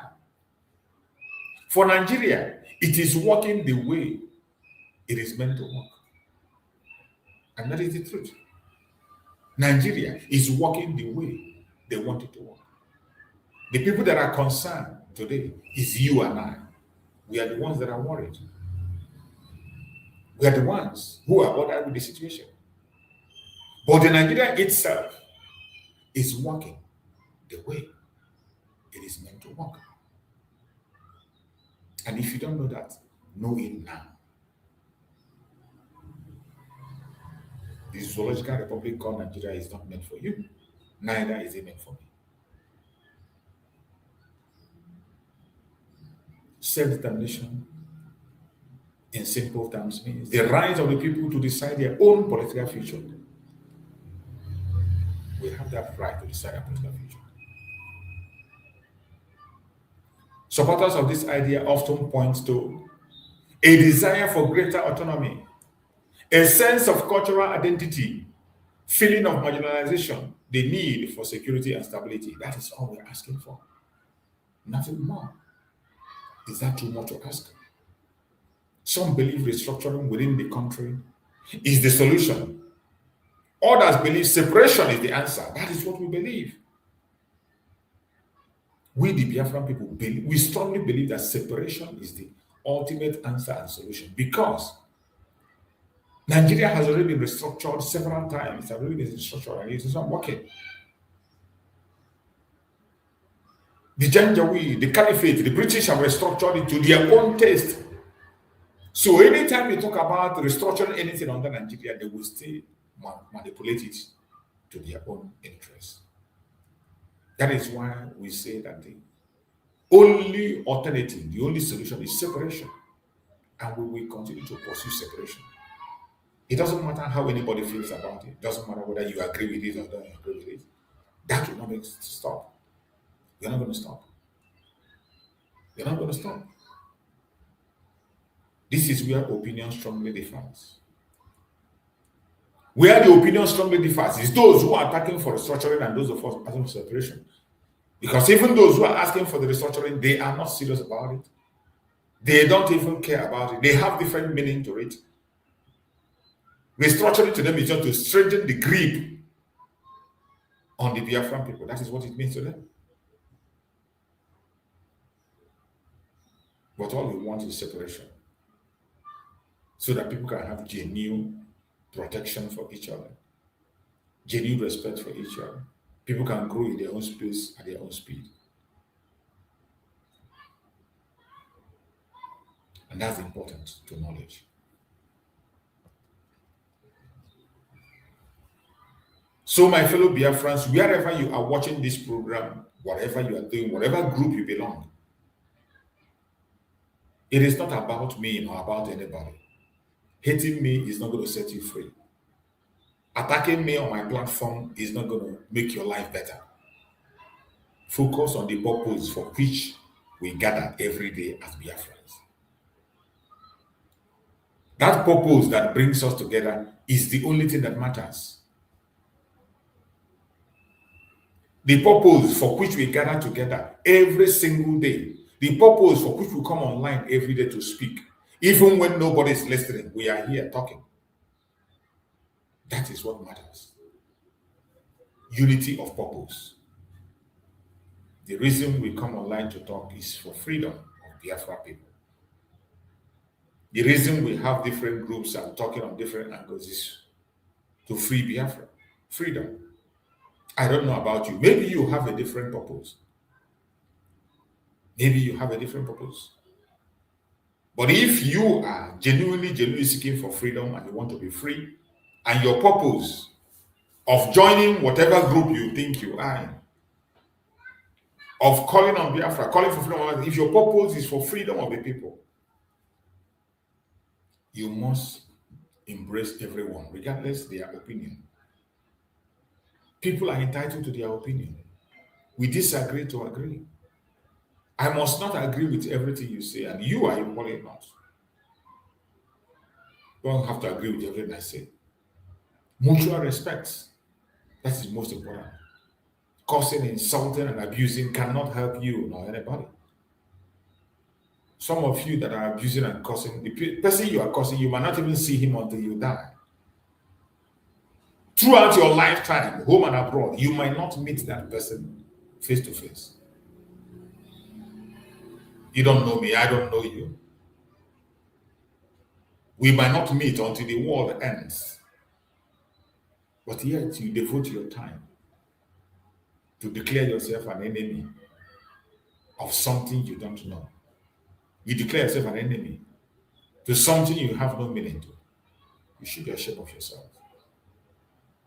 It is better you die. Channel that energy to the unity of purpose. That energy you use to hate your brother or your sister, channel that energy to the restoration of Biafra. Channel it there. It's going to do a lot of work for us. In any movement or cause, unity plays a major role. I will not stop talking about it. Unifying ourselves. That has been the message of our Supreme Leader, Nnamdi Kanu. Nnamdi Kanu every time delivers message of unity. Calls us to be united. Calls us to be together.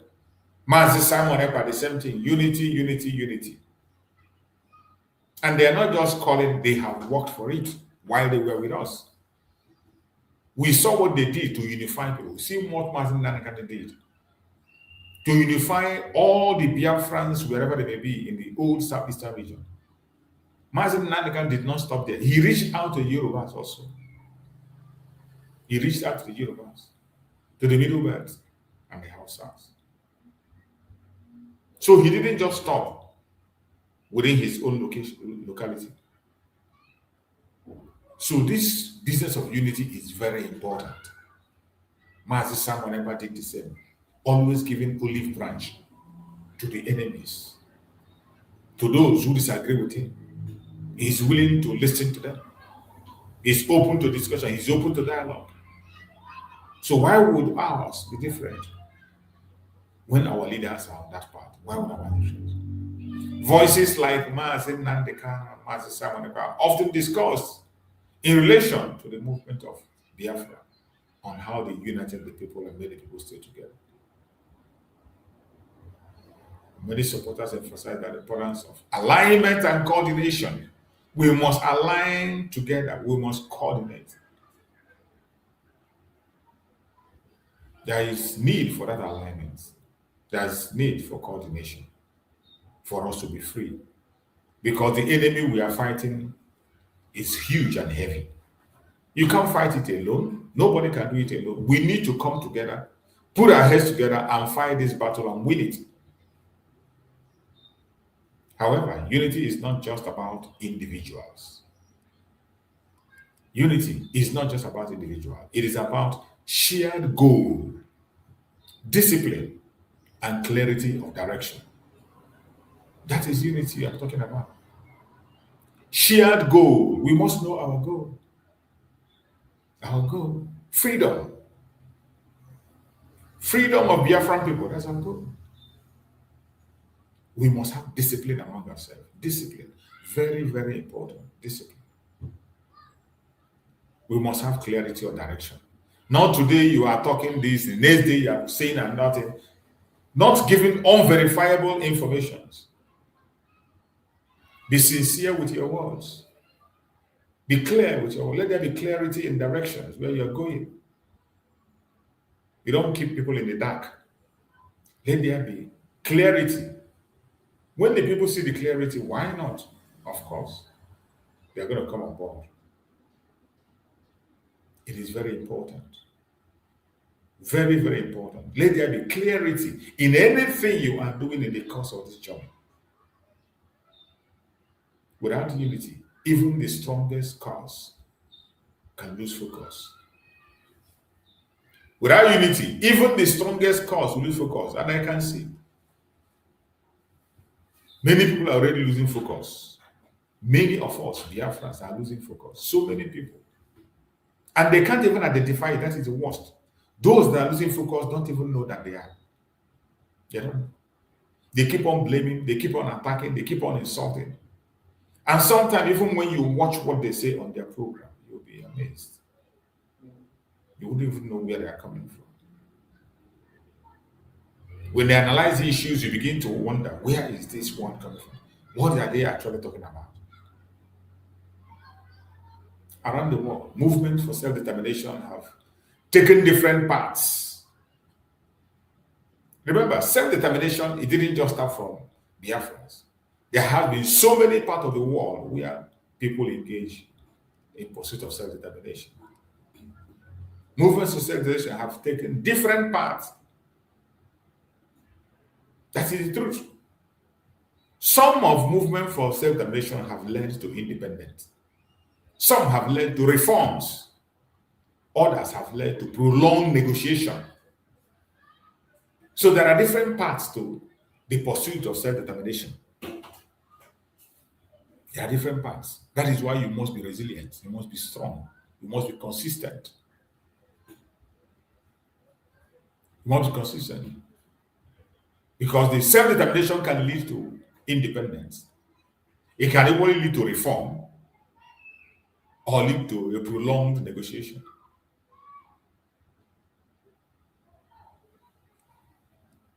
So you must choose your path and know what you are in for as a Biafran. The key lesson are dialogue matters. The key lesson are dialogue matters. But it is so sad that Nigerian government is not willing to dialogue. The British do not want to engage. And you're going to know why. You're going to know why before the end of the program. You will know why. Most importantly, sustainable solution requires careful, responsible approach. Sustainable solution requires careful, responsible approach. That is what we are asking for. But the British and Nigeria has refused to pay attention. So where do we go from here? Where do we go from here? The future depends on dialogue, understanding, responsible leadership, and peaceful engagement. Every voice matters. But how those voices are expressed also matters. You didn't hear me. Every voice matters. Every one of us speaking on different platforms. We all matter. But how those voices are expressed also matter. The way you present your issues, the way you talk on the platform, the information that comes out of your mouth, it matters a lot. It's either your information encourages or it discourages. It's either your information bring peace or you bring anger. It's either your information brings unity or disunity. So be mindful how you deliver your information. The future depends on dialogue, on understanding, responsible leadership, and peaceful engagement. Every voice matters. Every voice, I say, matters.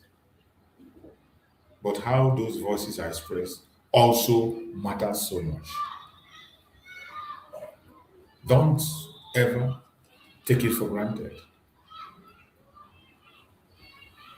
There is always a need for calm discussion, respect for different views. You must learn to respect other people's views. It is a must. You must learn to respect other people's views.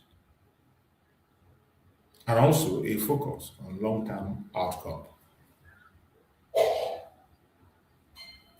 Seeking for long-term solution. A long-term outcome, just like we are doing. We are not just talking because we want to talk. There are so many things that are being hidden. Reasons why they don't want us to be free. But whether they like it or not, we will continue to put up the fight until we are free. I am going to read for you a piece that I saw on lawyer Aloy Ejimakor's platform.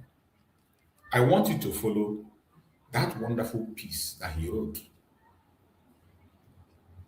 Why the British do not want us to be free. The involvement of the British in our predicament. It's so glaring and clear. So glaring and clear. It's so glaring and clear. And I want us to look at this write-up in Aloy Ejimakor's platform. It is very important. We are going to learn a lot from there. Because many people do not understand why the British is holding us down in Nigeria. Why they don't want us to be free. Many of us, we are asking that question, why is it that they don't want us to be free? What have we done? Why is it that nobody wants to hear about Biafra? They don't want anybody to say about it. Let us read this piece that was written by Aloy Ejimakor. In 1914, Lord Lugard drew a line around two incompatible civilizations, the Islamic Caliphate of the North and the Christian and traditional peoples of the South, called it Nigeria and handed it over to the crown. Nobody was asked. This was what happened in 1914. They handed the contraption called Nigeria to the crown. Nobody was asked. The contraption was designed from birth to keep the caliphate in administrative control and the oil flowing to London. This is exactly how Nigeria was programmed. That is why I tell you that Nigeria is working according to the owners of Nigeria, how they want it to work. The people that are worried and talking is you and I. But for the owners of Nigeria that put it together, it is working for. That is why you see, even as you're dying, they are drinking champagne in the UK. Even as you're dying, they are rolling out red carpet. They don't care about you. The contraption was designed from birth to keep the caliphate in administrative control and the oil flowing to London. That is what they want. They have done. When the Southeast tried to leave in 1967, after tens of thousands of Igbos were slaughtered in northern pogrom, Britain showed its hands. After that pogrom, Britain showed its hand that he is completely involved in Nigeria. Nigeria is their business.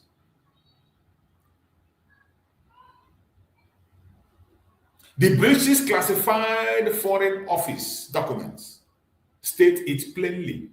So it won't be like we are the one cooking these stories up.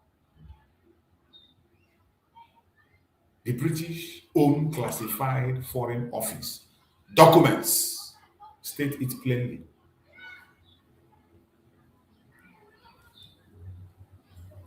The sole immediate British interest in Nigeria is that the Nigerian economy should be brought back to a condition in which our substantial trade and investment in the country can be further developed, and particularly so we can regain access to important oil installation. This is the British plan. That's now my accusation. That's not my accusation. That's what Aloy Mako wrote. He's not the one accusing them. It is their own confession. They confessed by themselves. The British confessed. What I'm reading here is not accusation. It is the British confession. And we read on to see. Shell BP, part owned by the British government, control 84% of Nigerian oil production. 2/3 of it was in British territory, in Biafran territory. 2/3 of the oil was in Biafran territory. So Herod Wilson, Labour government secretary, armed the Nigerian federal military. Millions of rounds of ammunition, hundreds of machine guns, thousands of mortar and artillery bombs, aircrafts, armored personnel carriers, while standing in parliament and lying about it. This is what they did. While they were supplying Nigeria with ammunition to decimate the Biafrans, they continued to lie to their people of what transpired. So many British did not know that their government was involved in genocide then. I still have a video. I think maybe I'm going to play that video after reading this so that you can hear. Because sometimes the visual videos will make you understand more what I am reading now.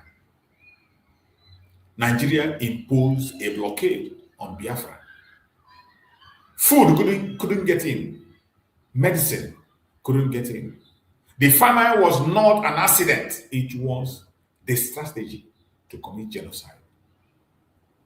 To take the life of children, mothers, women, and old elderly.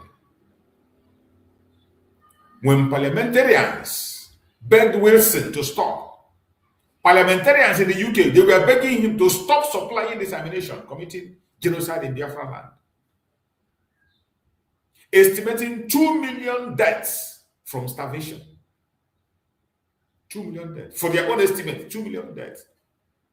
The parliamentarians were begging Wilson to stop. Estimating 2 million deaths from starvation. He rebuffed them. He didn't listen. He rebuffed them. 2 days later, he secretly agreed to supply Nigeria with aircraft for the first time. Even in the midst of the starvation, the loss of life of 2 million, the British government supplied aircraft to Nigeria to continue to massacre, decimate, and destroy the Biafrans. When image of skeletal Biafran children shocked the world, Wilson called it propaganda. Up to today, do you know that they are still using the pictures from Biafran genocide to raise money in UNICEF? The United Nations is still using the pictures from Biafran genocide, Biafran children who were starving to death. They use the pictures to raise money for themselves. And they have ignored that Biafra till date. When images of skeletal Biafran children shocked the world, Wilson called it propaganda. That's what the British called it. Up to 3 million people died. Most of them were children. Up to 3 million Biafrans died, mostly children. And up to this moment, nobody recognized this as genocide. Nobody is talking about it. People are moving ahead as if nothing happened. Britain pocketed the oil. They have never apologized, never acknowledged it in a school textbook, never paid a single penny. This crime that the British committed against the Biafran people with Nigeria, this crime, this genocide they committed, up to this moment as we speak, they have never apologized, never acknowledged it. In a school textbook, they have never acknowledged it anywhere or apologized anywhere, never paid a single penny as compensation. Now listen, what they owe, what the British owe. Here is a reasonable presidential tally, not a number pulled from the air, a calculation built categorically by a category from documented facts. I want you to listen, follow gradually so that you can know how much the British owe the Biafran people, what they owe the Biafrans. Follow us to hear how much the British owe Biafrans. Here is a reasonable presidential tally, not a number pulled from the air, a calculation built category to category from documented facts. Now let's go into it. Oil revenue, Biafran territory. Nigeria has earned approximately $600 billion in oil revenue since the 1960s. 2/3 of Shell BP's operations were in Biafran territory. At a 60% territorial share, $360 billion adjusted for inflation from $1967 to today. Conservatively, $2.5 trillion.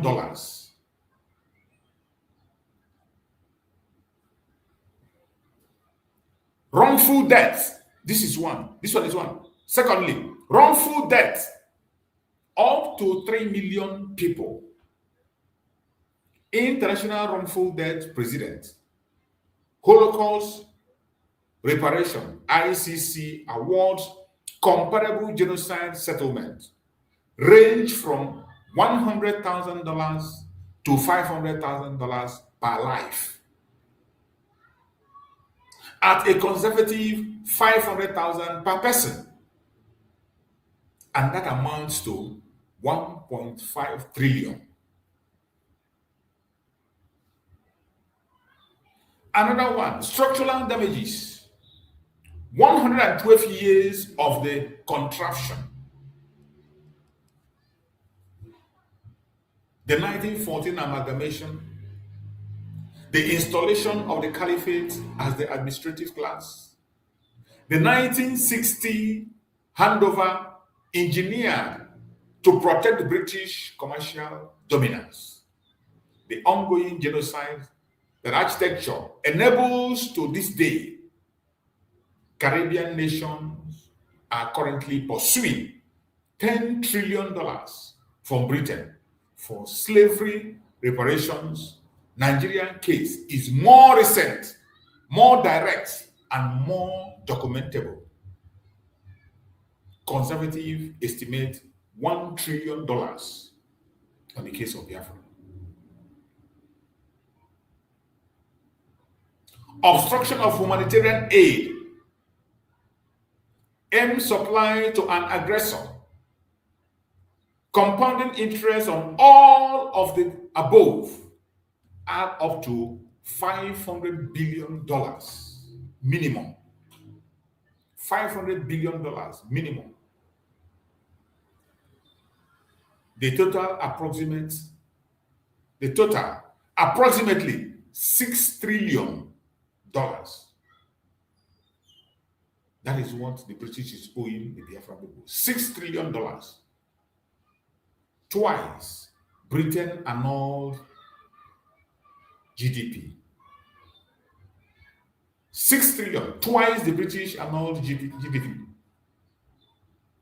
The largest reparation claim in human history. That is what is waiting for the British. Now you see why they don't want Biafrans to go. They know what they're going to pay. They know what they're going to pay. $6 trillion.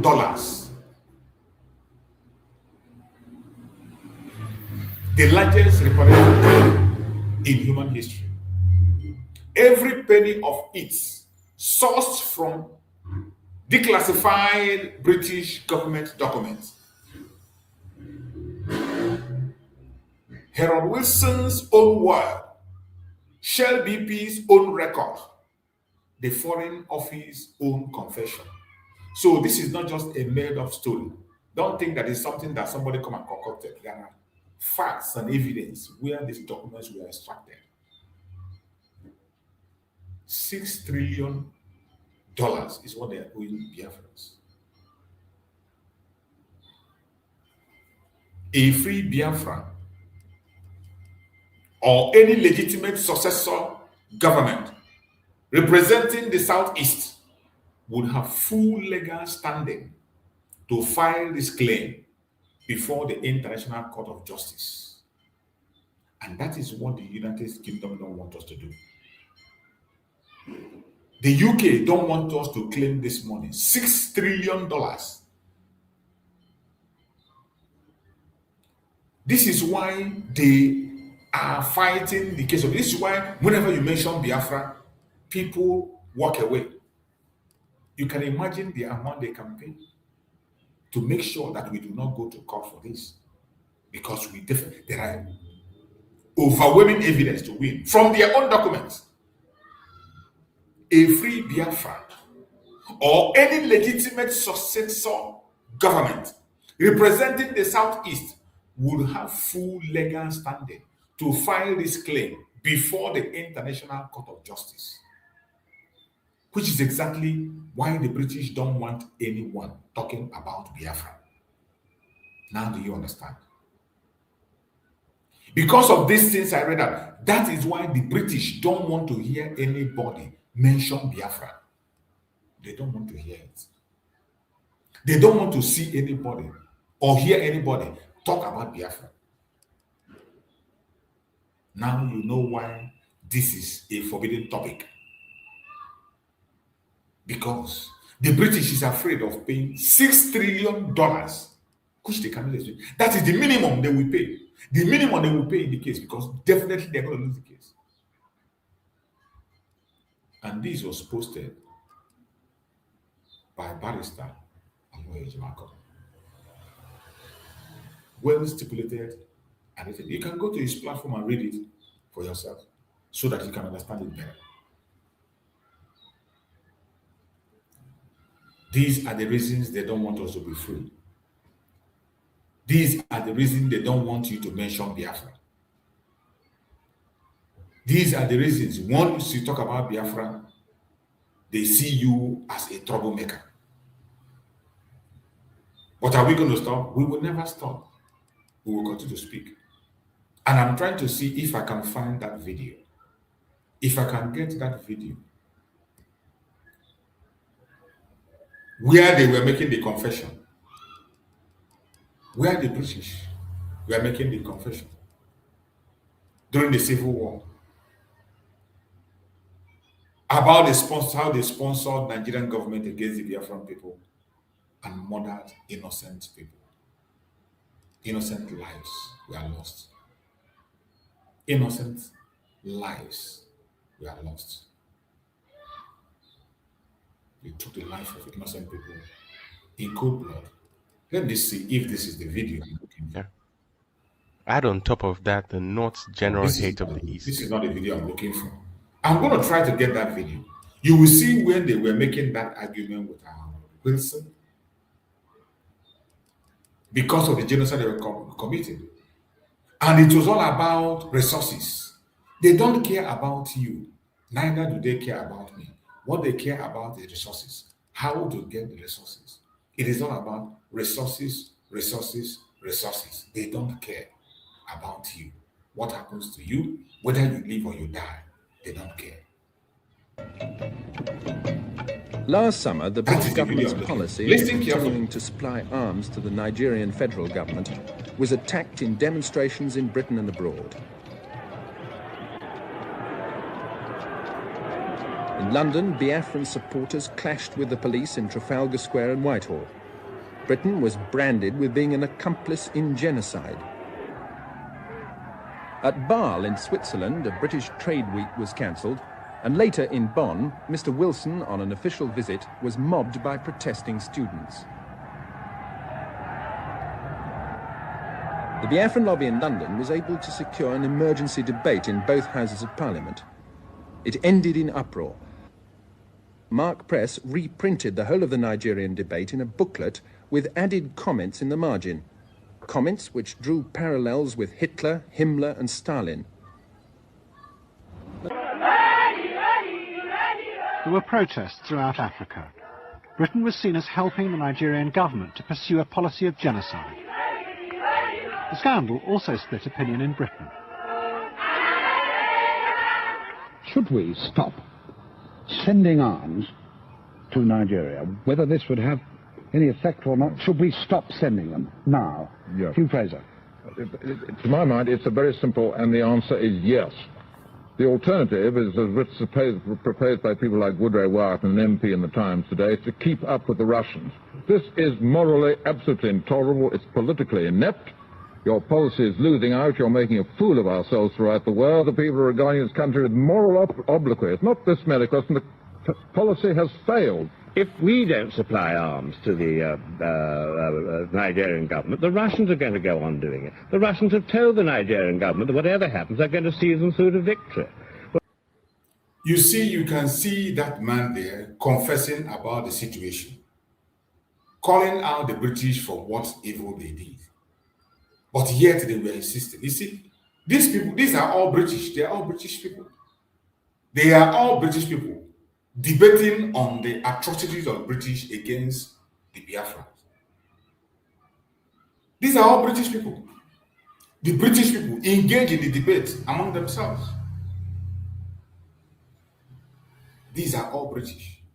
Listen to them. Effect or not, should we stop sending them now? Yes. Hugh Fraser. To my mind, it's a very simple, and the answer is yes.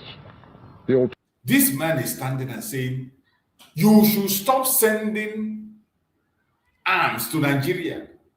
Stop committing genocide in Biafra land. He's a British man. During the Civil War, he was making a case for Biafra. Look at him in that debate. This video is gotten from Getty Image. During the Civil War, the debate was on. And he accused the British government of genocide in Biafra land and told them to stop supplying Nigeria.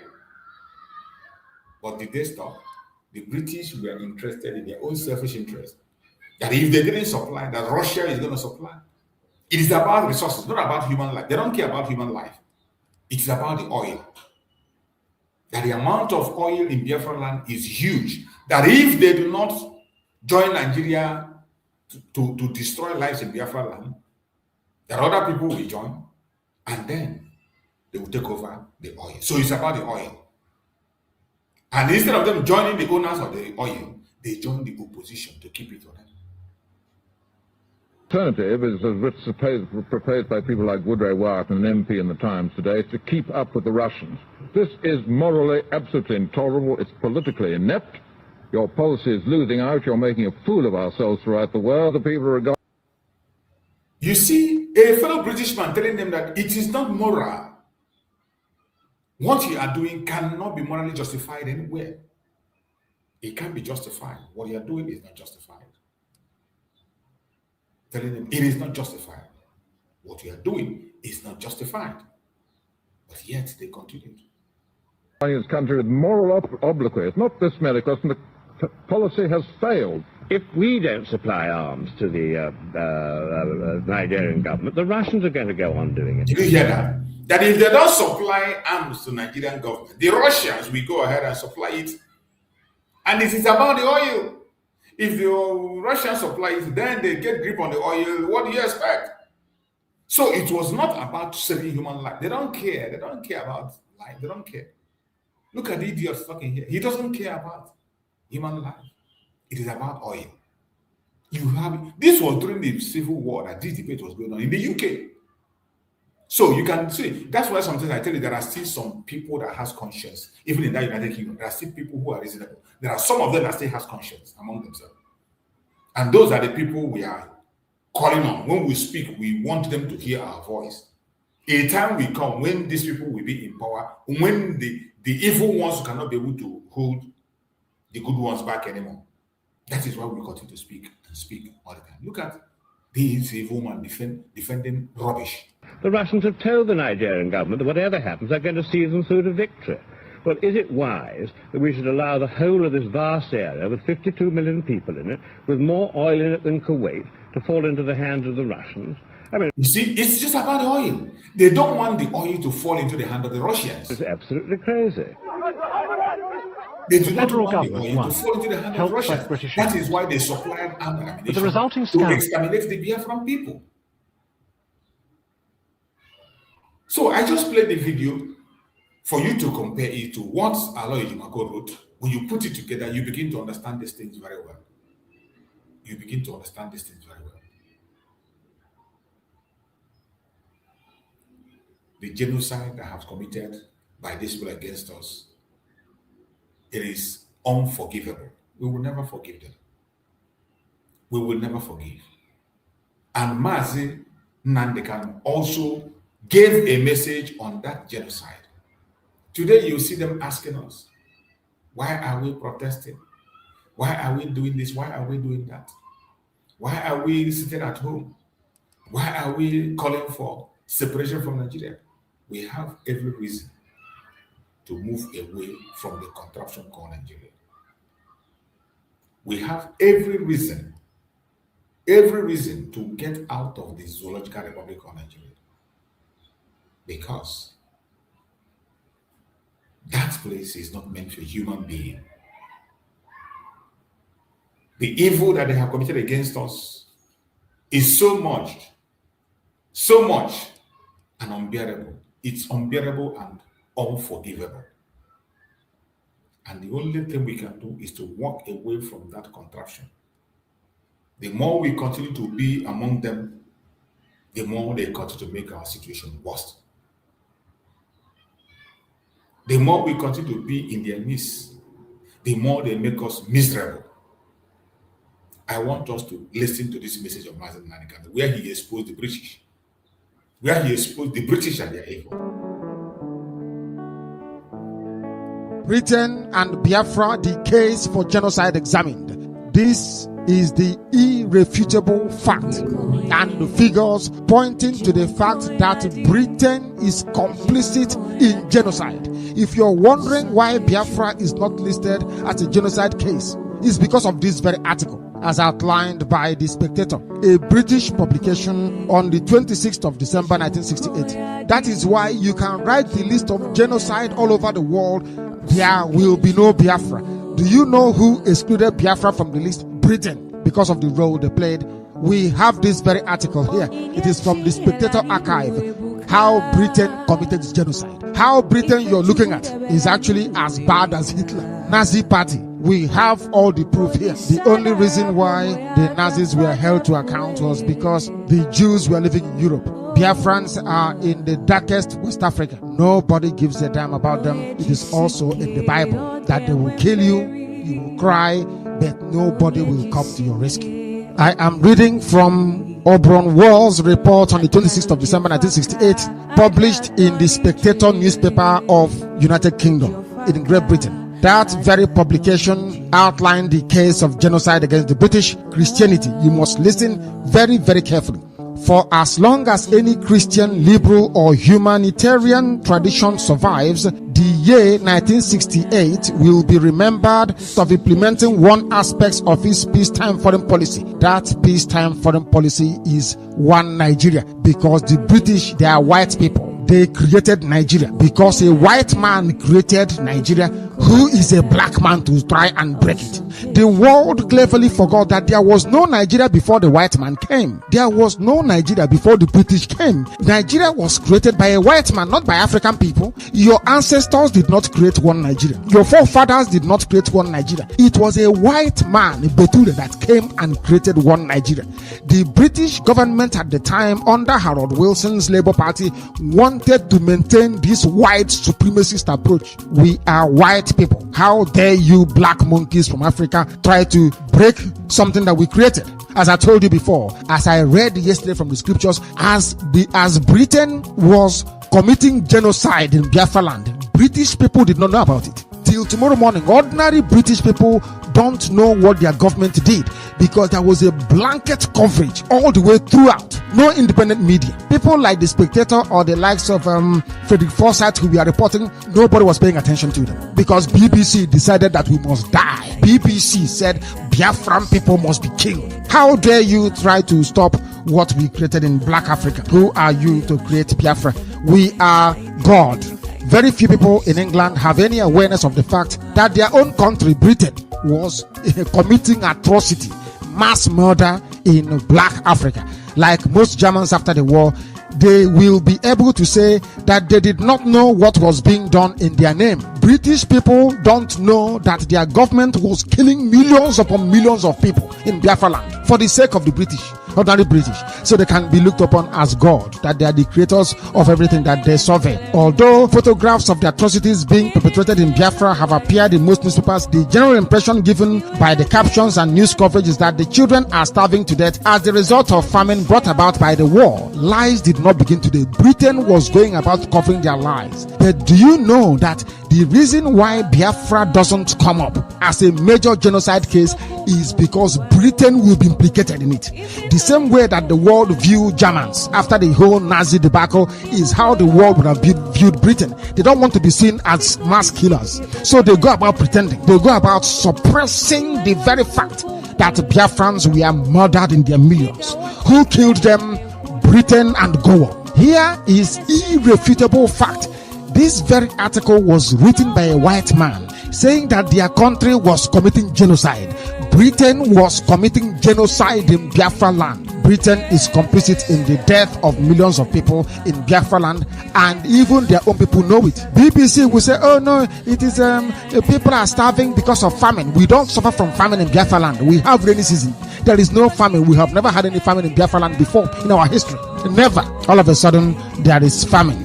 Not a single newspaper has seen it fit. Even The Spectator was angry. This very white man writing was so upset as to what was happening. Not a single newspaper in England has seen fit to point out that the children are dying as a direct and intended result of a siege which is supported by the British government. When I told you that Britain enforced air, land and sea blockade, is called a siege, you won't believe me. But here it is being confirmed by white people. This is an article written by a white man in a British newspaper as far back as 1968, reminding the British people that you people are here pretending you don't know what is happening. Your government is killing people in Biafra. Biafran people are dying as a direct result of the blockade of Biafra land by the British. It's very clear for the world to see. Very, very clear for the world to see. And they will pay the compensation for this. We are presenting to you this very evening the irrefutable fact and figures that we did not fight Hausa Fulani, they are nobody. We fought the British. The British enforced a very criminal air, land and sea blockade to stop us from getting food and arms during the war. But Britain was writing to Russia, asking Russia to provide arms to go on. Without the British, we will take over Hausa land in 2 weeks. In 2 weeks, we take it over. It's the British supporting them. And the evidence is here for the whole world to see. Everybody must have a copy of this. Very, very critical and important, so that when you look at Britain, you know that Britain are killers. When you look at the British government, you will know that they are murderers. The same way you view Adolf Hitler is how you should view a British government, because they are also killers. In 1776, the United States separated from the United Kingdom by declaration. Today, the aspect I wanted you to hear is that aspect of Mazi Nnamdi explanation, and you saw it. What he explained there was actually that video that I played, where that argument was held in the United Kingdom. That was just what Mazi Nnamdi was speaking about there. That video that I just played, that video I played of what transpired in the Civil War, that was what he just saw. That I played there. So wherever you are, always understand that we still have a responsibility. And you have to know that the battle we are fighting is not an easy one. It's not a small one. It's not a small. We are fighting forces that are connected. The forces we are fighting are very connected. They are very connected. And the British will do everything humanly possible to keep us in the dark. They have been doing it. They have been doing it, and they continue to do it. But we will never give up. We will never give up. No matter what they do, no matter what they say, we will continue to keep our faith strong. I appreciate everyone that have been with us on this program. And William Sonyeka, I saw your message, William Sonyeka. I've seen what you wrote. Thank you for your contribution that you just made, but it is unfortunate we cannot do much. I wish that's something that can be done, because you cannot wake up somebody who is pretending to sleep. We can only do the ones we can, and whatever the people decide, it is their choice to make and do their decision. And this very responsibility is on all of us. In as much as those of us that have platform to speak and spend our time to come and talk to Biafrans, every one of us have the right to do one or two things, and you can equally come up also and give your own opinion and say what people have heard, and also help to educate people on what you think is the right thing to do and how to do it. I will continue to do my best. I will continue to do that which I know I can be able to do, and I will not go above the level I have chosen to remain. So thank you so much for your contributions. I appreciate everybody that have listened, everybody that have played a part. Like and share. If the message resonates with you, you share. See you again later in the day. If I have time, I'm still going to come back later in the day to speak more, while we go on investigations on what happened today in Biafra land, because we will keep on following the Monday issue. In as much as many people are not responding unlike before, we have lost territories, we have lost ground, we have lost so many things, we have lost a lot. So anybody that is coming here to deny or be in denial is just wasting time. I'm not going to be in denial. We have lost territories, we have lost grip on so many things. So, and it is sad. But at the same time, Chukwu Kabiama only knows why it is that way. And we will continue to push on until things changes. I still believe there is hope that things are going to change. I still believe that there is hope. I still believe that Biafra is possible. So no matter everything that we have lost, we will continue to keep our faith strong and continue to move on. May Chukwu Kabiama continue to guide and protect every one of us. Thank you so much for watching. I pray that no weapon formed of action against you shall prosper. I pray for our leaders, Mazi Nnamdi Kanu and Mazi Simon. I pray that Chukwu Kabiama will be with them, guide them, protect them, secure them, and keep them for us. Bring them back to us as soon as possible. Thank you so much, and see you again next time. Remember blessed.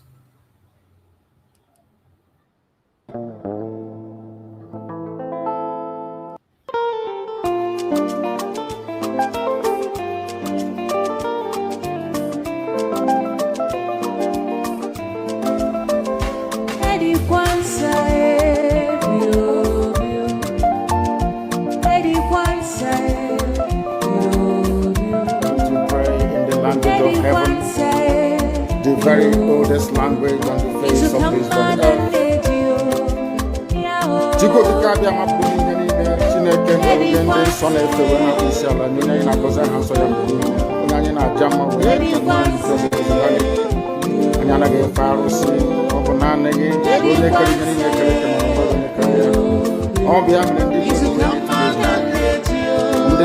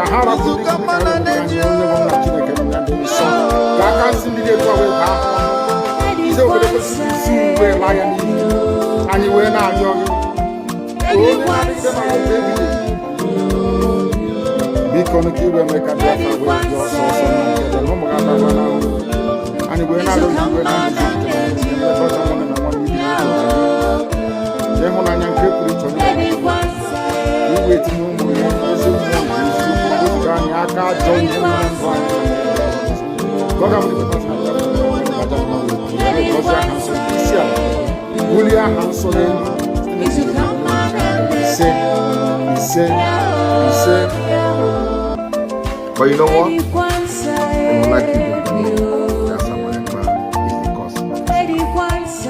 No. I am the solution, and the only way they can get to you is by kicking me out, which is not possible. I have come. Look with you. After I am done with Nigeria, Biafra will be free and enjoy freedom. Biafra will know the importance of freedom and what I'm doing today in 5 years to come. Thank you.